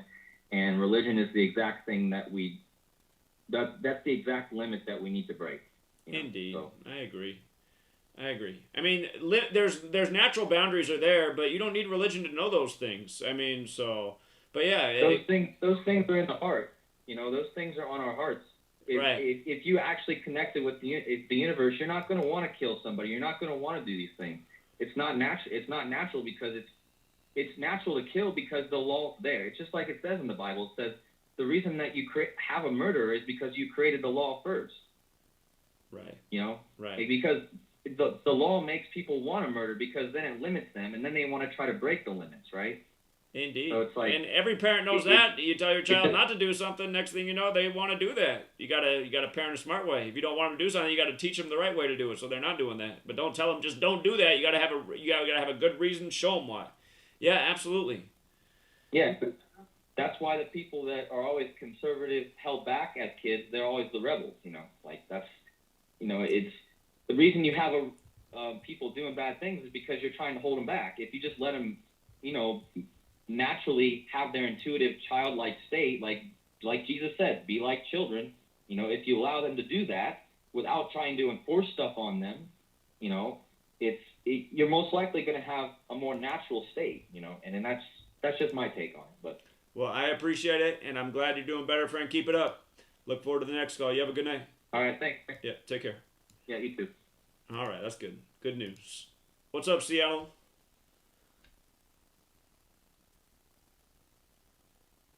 206, Seattle. Maybe just listening. All right. Thought we had a new Seattle caller. Let's go out to 207. How about that? From 206 to 207. What's up, Maine? 207, all the way across the nation. Hey, how's it going? Yeah, I had to say about religion. My thought is with 9/11, if it could happen or not without religion, is definitely yes. Religion is only one of the factors in the society that we live in now. It's a word I've heard a lot tonight in this conversation is belief. And that's the way I've tried to learn to break things down is to get to the foundation of everything. And without belief, you wouldn't have religion. And it's the same with politics, same with sports, same with so many things that you talk about and that are just issues in the world today. is that we live in a society that's been raised on belief. You know, the way I've tried to change my view and break that spell that was cast on me is that I either know or I don't know. You know, it's okay not to know. And that's just what I'm trying to, you know, relearn, teach myself and my family, my son and daughter. And that, you know, that's why I think that either way, you know, there's men and women that would take advantage of that. So you don't need religion. You know, there's, as long as you can get people to believe, you're going to be able to control them. And that's one of the things that needs, that's the main thing, that's basically the foundation of the problem of the system is the belief system. You know, people believe they're Americans. People believe, you know, that they're Republicans or Democrats or people, you know, just all these different beliefs that cause division. And that, you know, without that belief, there wouldn't be the division. So I was just kind of wondering your take on that. Well, I said the same thing at the beginning of the show, because I said ultimately what's under religion is belief, and I said that's the thing we got to get rid of, because I said belief's the enemy of thinking, it's the enemy of knowing, it's just settling on a belief that's normally instilled in you from an authority. So yeah, I agree with your sentiments, but again, the root of what spreads belief in this world is religion, and I still don't know if you could get, because again, part of the thing is we're talking about the reality of this world. You got a nation of people, hundreds of millions, to give it the okay on invading a nation across the sea that's a different religion, and a lot of that war was waged on religious lines. And I mean, you can even see it still today with the overthrow of Afghanistan. All of a sudden, the news focuses on how bad Islam is towards its women, covering them up in burqas, and the women are in fear. I mean, so, but I hear what you're saying. I mean, ultimately, it is belief, and I do agree with that. So I think I think you made a great point. I appreciate the call. You have a good night, friend. Thank you. Yeah, thank you. All right, take care, man. Thanks. Yeah, he wins the debate. All right, let's go out to 732. What's up, 732? Yeah, what's up? Yeah, I agree with the previous caller. I definitely believe it could have happened without religion. And honestly, I don't think 9/11 had anything to do with religion. I mean, religion is just an agenda, a tool to pin it on radical Islam. And, you know, we all know that they were not responsible for it. I mean, it's laughable. You know, we all know the neocons. Okay. I hear your point. Like, they're not even responsible. But again, they're using religion to bait people into going along with their agenda, right? Because they've trained the world to take sides on religion. That's the point I'm making. But again, it's just a scapegoat, really, and that's all it is. I mean, there were so many different layers to it, you know, and religion really had nothing to do with it. You know, it was just the big bad wolf. You know, I mean, why does radical Islam need to come to America to hurt Americans and Christians? Like, there are Christian and Catholic nations a lot right. closer. I said the same thing back then too. I was like, why would they attack Europe? It's way closer. I mean, come on. Well, listen, radical Islam hates America and what it represents. It hates the economical status of our society. It hates our freedoms. It hates the fact that you touched on about the women who don't cover up. I mean, and they hate the fact that we interject in Middle Eastern affairs.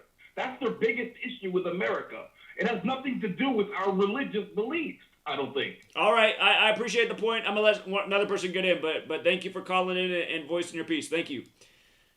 I think he's downplaying the religious element, though. What's up, 415? 415, you might get the last word tonight. Hey, what's up, Zach? Hey, time is short. There's about 35 seconds before the music goes on, so take us out. I was of that same mindset. I'm actually the same age as you. I graduated high school in 2001. I was in the Air Force when September 11th happened in boot camp. And I can remember my own mind state that, I was very religious, a Christian. I'm not anymore, but back then I thought, yeah, we need to go get those Muslims. And I was even telling my friends, look, this is God's plan, it's God's will, stuff like that. So I really do think that there is a big religious component to what's going on, and I'll leave it at that. I appreciate that call. I'll remind people, they put out a video game to kill Saddam Hussein right after 9/11. Appreciate you, man. You have a good night.